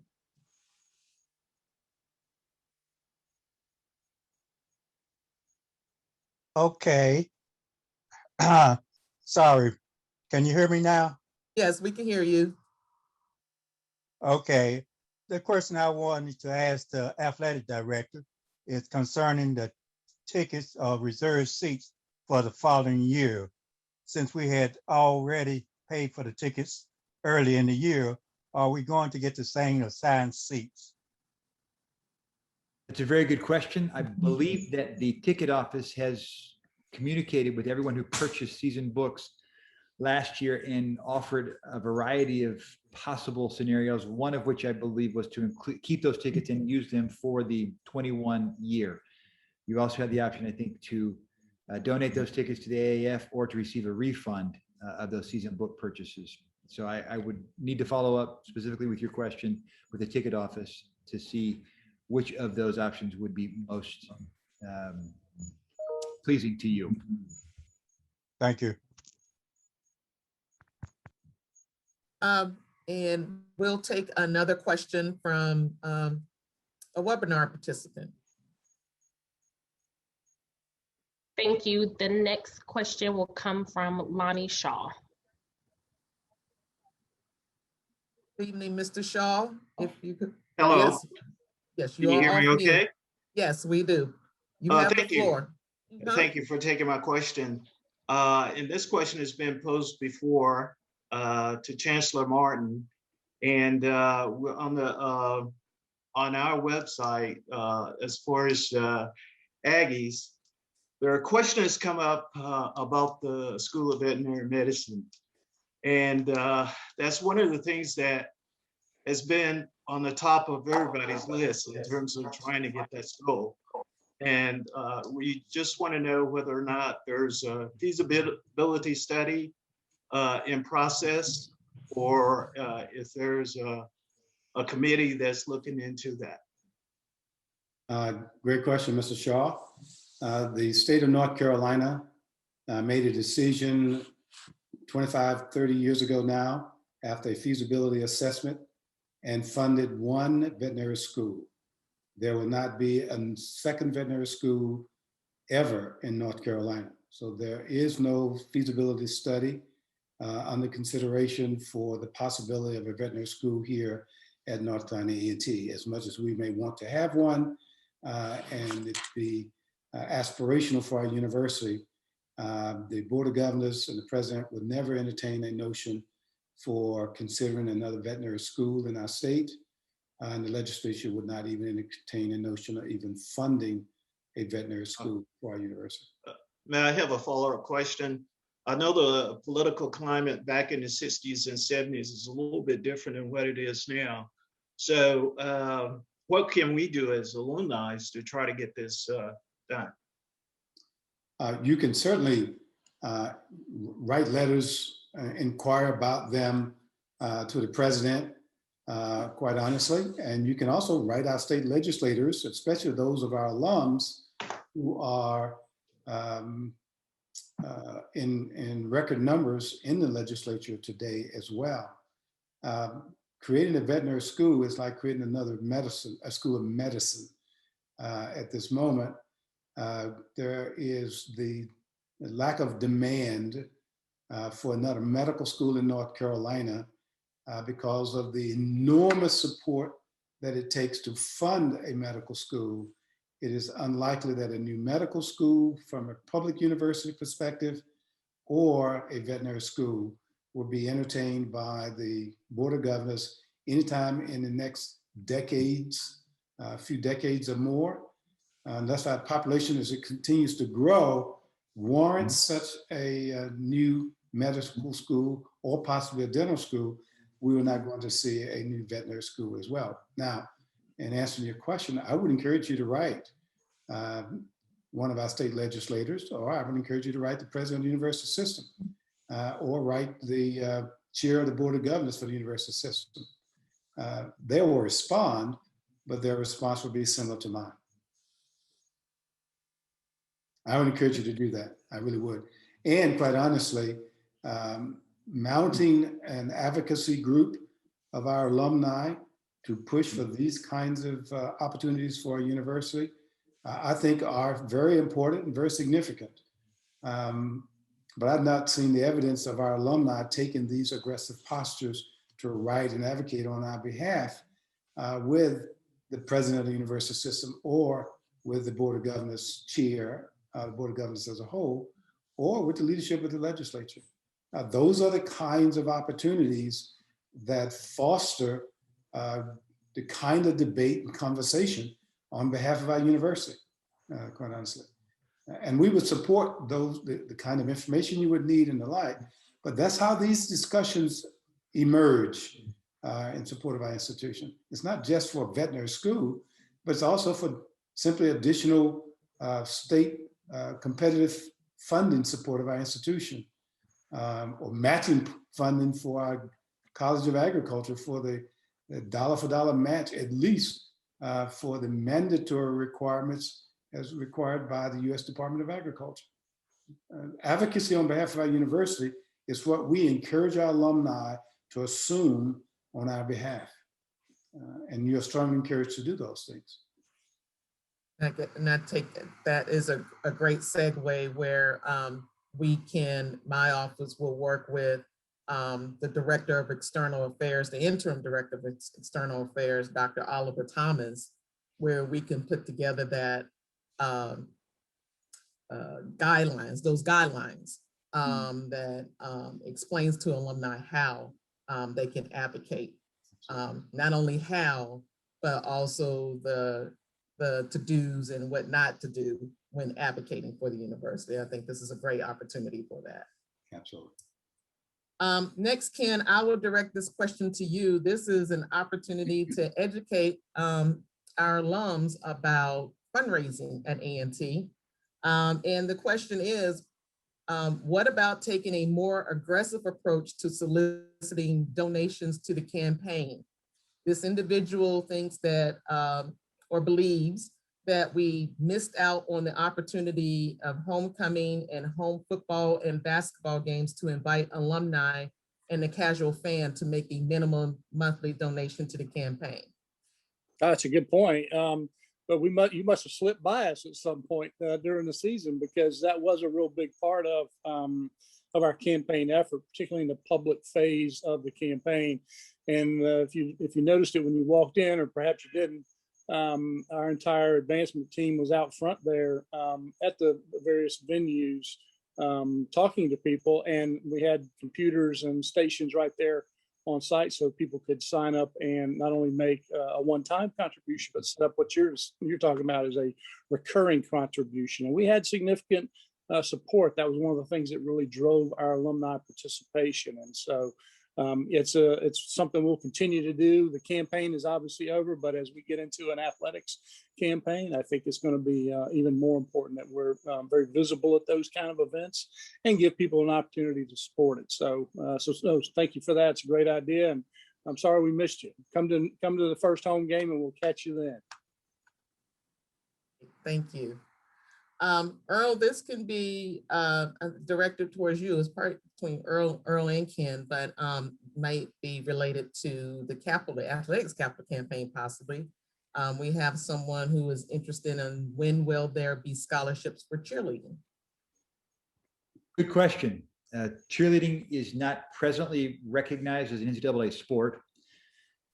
So we have taken the baby step of providing book scholarships for our cheerleaders to date. And certainly as funds become available to increase the level of support that we have for our cheerleaders, we will move in that direction.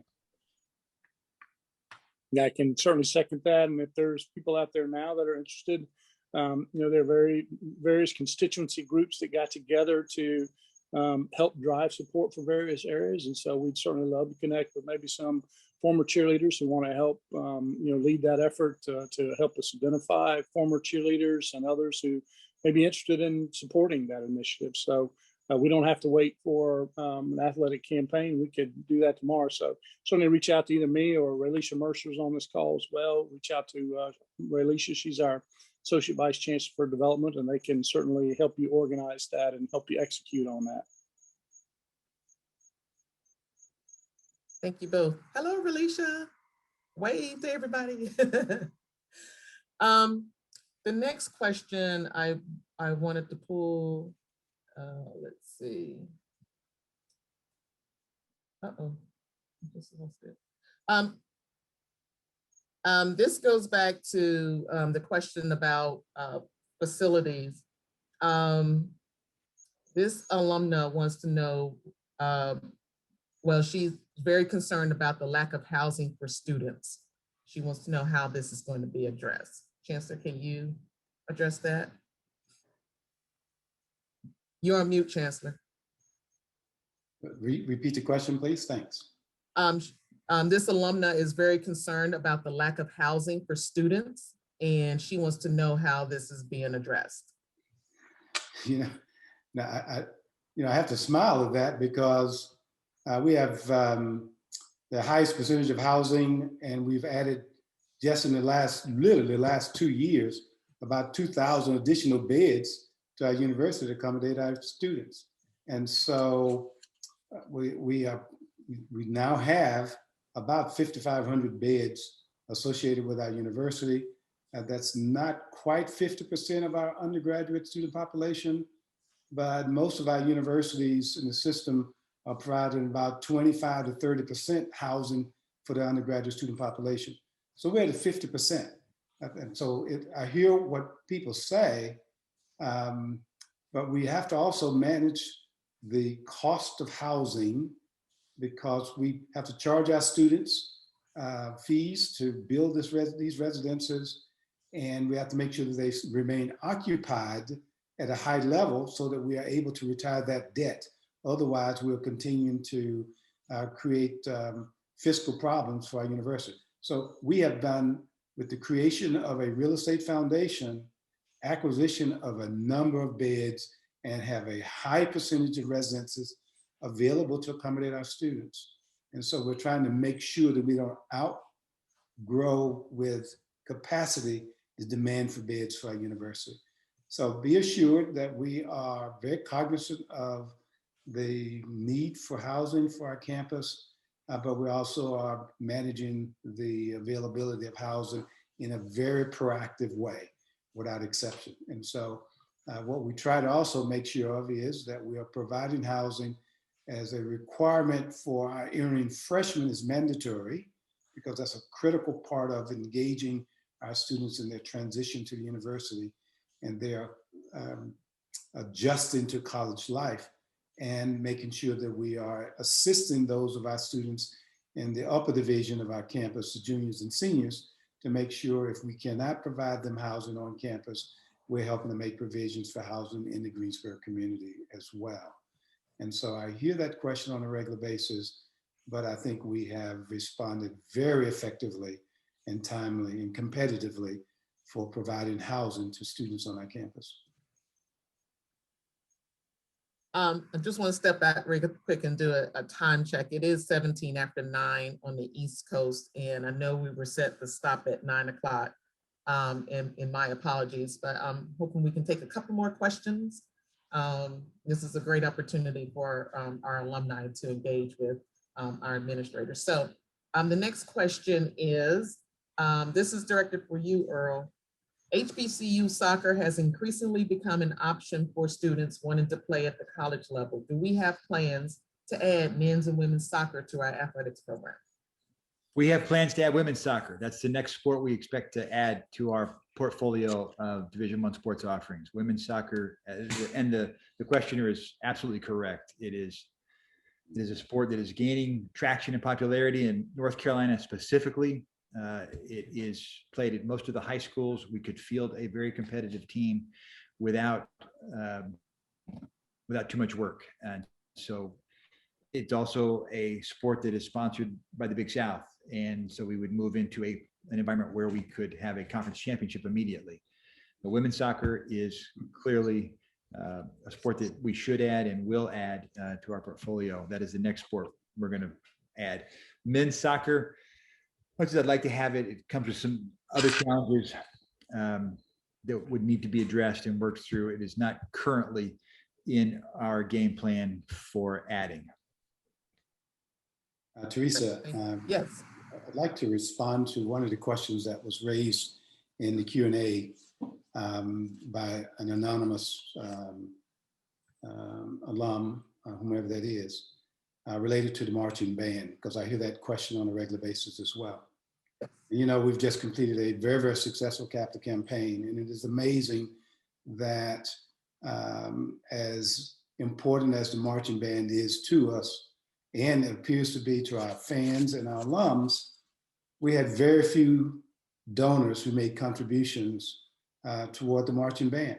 And that, you know, I hear that on a regular basis, but as we've shared, the marching band is an incredible part of our university family. It absolutely is. And at no point in the history of our university has the marching band received as significant a level of ongoing additional funding as they've been receiving over the past few years, under any exception.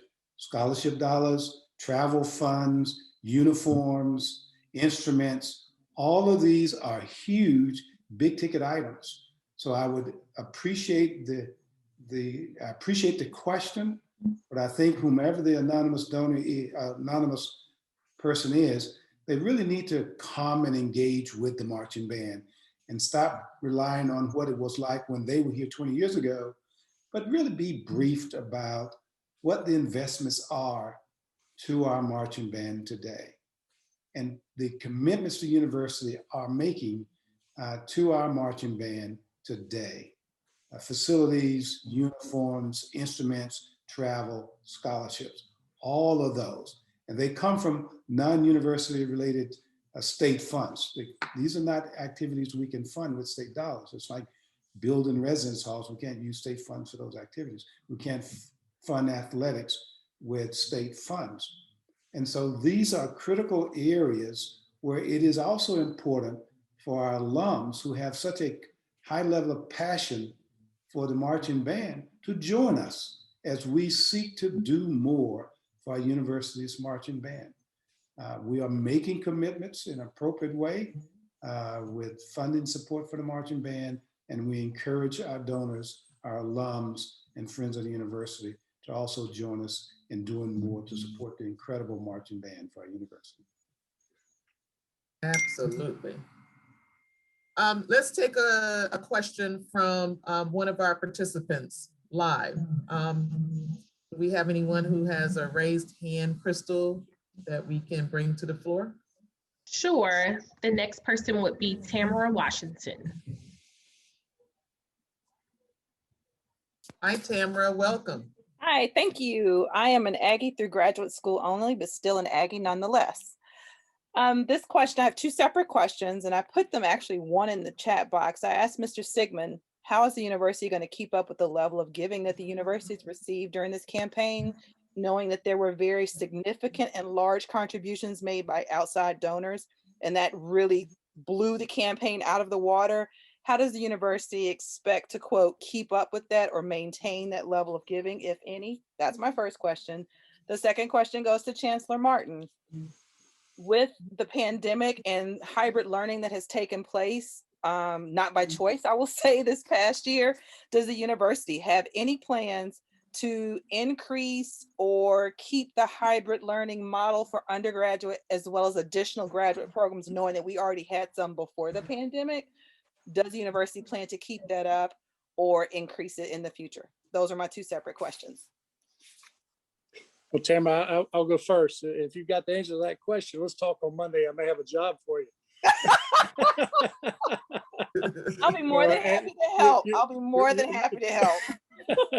No, you're absolutely right. And it's a good point, because there are very large transformational gifts, and some that we know will be non-repeatable. But one of the things you want when you come out of a campaign is to sustain the level of funding that you gain through the campaign. Now, we'll factor out some of those large non-repeatables, but what we try to get to is what's a baseline number that we think we can raise on an annual basis. And I would tell you, back in 2015, that number was about 6 million. We've taken that number up to over 15, $16 million now, in what we can raise on an annual basis. And so we have invested in staff, number one. So the phrase boots on the ground is important, because they're not out there engaging with alumni in their offices and living rooms and everywhere they can to talk about the university, educate them and make them aware of the priorities and ask them to make those investments. So the continued work of the staff will continue to sustain that. We didn't build a team just for the campaign. We built a team for a long-term sustainable advancement operation. So we're committed to that. So their continued engagement with alums and the dean's engagement with alums is going to continue to help us sustain that. The other piece is one of the things that we worked very hard on in the campaign was not only so we would come say, hey, Tamara, let's talk about your support of the university, but who are 5 other people that you know that we ought to talk to as well. And so through some other groups and building the new philanthropic foundation, post-campaign, we'll begin to leverage our networks and the networks of people that they know in order to continue to sustain that, whether it's corporations, whether it's foundations, or whether it's other individual alums. I wouldn't say I was surprised, but I think I was surprised at the volume of alumni that we realized have been very successful in a lot of areas, whether it's in business for themselves, whether it's in large corporations, whether it's in the legal profession, whether it's in government or other places. And we have not fully leveraged them in the past to help the university, not only with their own giving, but to help us build relationships that are not only great for fundraising, but also aspirations that we have for growing our research enterprise and other things. And so those relationships are going to be critical. And so for us, it's an ongoing process of building and working a pipeline, if you will, of relationships that will continue to build upon the success of this campaign. Got it. Thank you. Good evening, Ms. Washington, and thanks for joining us this evening, and thanks for your questions. Let me add a little bit to Ken's response, and then I'll respond to the second question. What we continue to do, not only through advancement, but through the marketing, branding strategies for the university, is continue to first be successful, building on our great history as a university, so that we continue to expand and excite alums, but also excite and enable and encourage corporate partners, foundations to want to continue to invest in our university, because they too see the return on that investment in our institution. Scholarships for our students, investments in our academic programs, and the like. And we're seeing increasing return on the investments we're making in the excellence of our academic programs and the like. And so we anticipate that we will continue to grow our fundraising strategies for the university. And we think that will periodically stimulate the interest of a big donor like a Ms. Scott to make an investment in our university. But we know for certain that there are a growing population of corporate entities who are demanding access to our well-prepared, excellent graduates of our university. And what we're helping those corporate partners recognize is that they cannot simply come in and pick our best and brightest graduates, but also without making an investment in our university to help us recruit, prepare these graduates for successes in their organizations as well, as they do with other institutions who are our competitors as well. And that's part of our responsibility, to continue to build those kinds of relationships with those corporate partners and foundations as well. And we're much better at that today than we've been in the past. And that's why we're seeing the successes with those corporate partners. And I expect we will continue to expand on those relationships as well. Now, we have a very good strategy for creating academic programs and delivering those online, and courses and delivering those online pre-pandemic.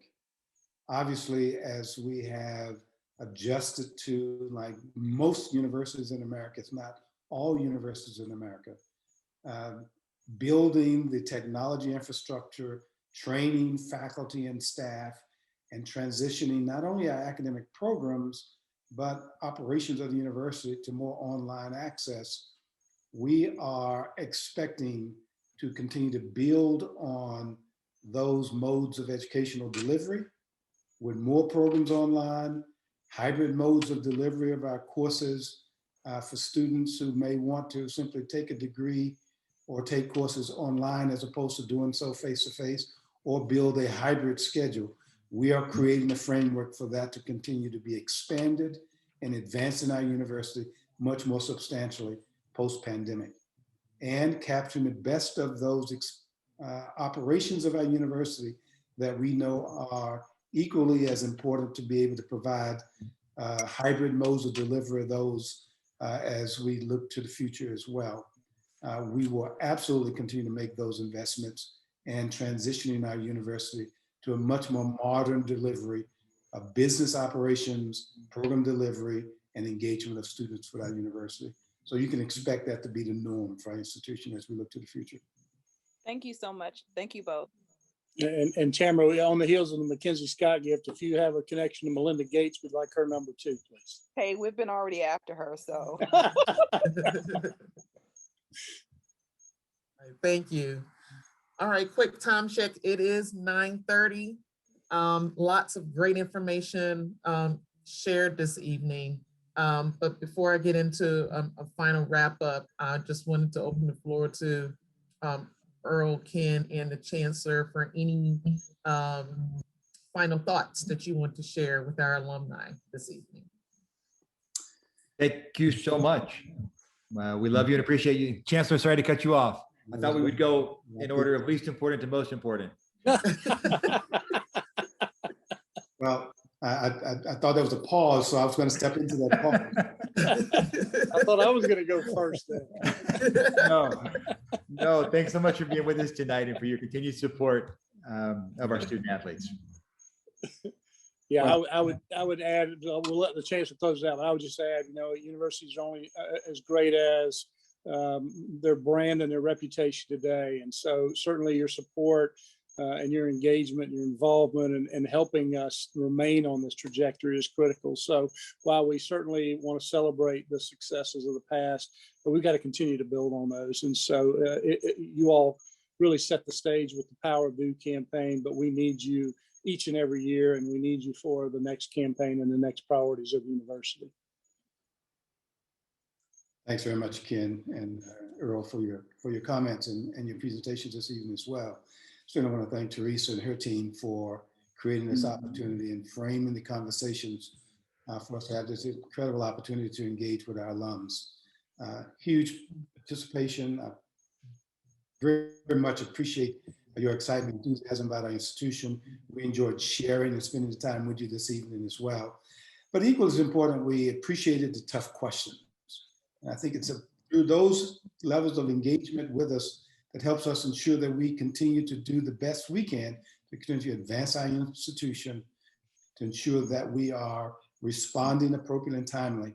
But we also want you to be well informed about what's occurring on our institution, the successes, the progress of our institution, so that you are better armed to go out and enable us to continue to spread the good news, but also excite you to also want to continue to be a donor and support of our university and encouraging others of our alums and building friends and relationships, and that you are opening doors of opportunity within your organization where you work, so that we may also seek to build opportunities to partner with your organizations, to place more of our graduates within your organizations, and stimulate an opportunity for your organizations to make an investment in our university as well.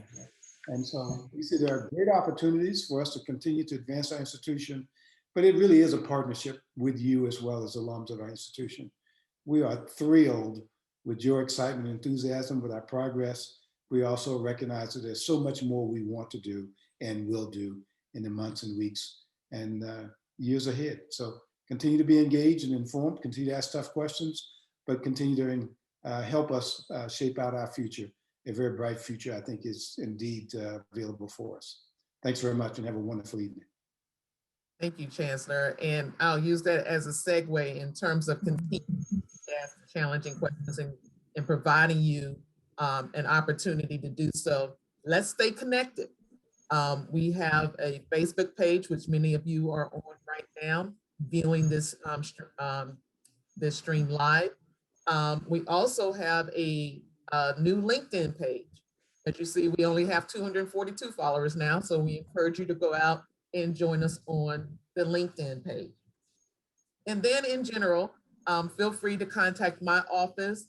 I know we have many other resources online right now, but feel free to contact our office and we will make sure we relay the appropriate questions to those resources. As I stated earlier, we couldn't get to all of the questions this evening, but we will make an effort to get the answers to those questions and get them out to the group. As I stated earlier on in the town hall, where we won't be able to distribute the PowerPoint, but this has been recorded and the recording will be made available both on Facebook Live and our Alumni Relations website.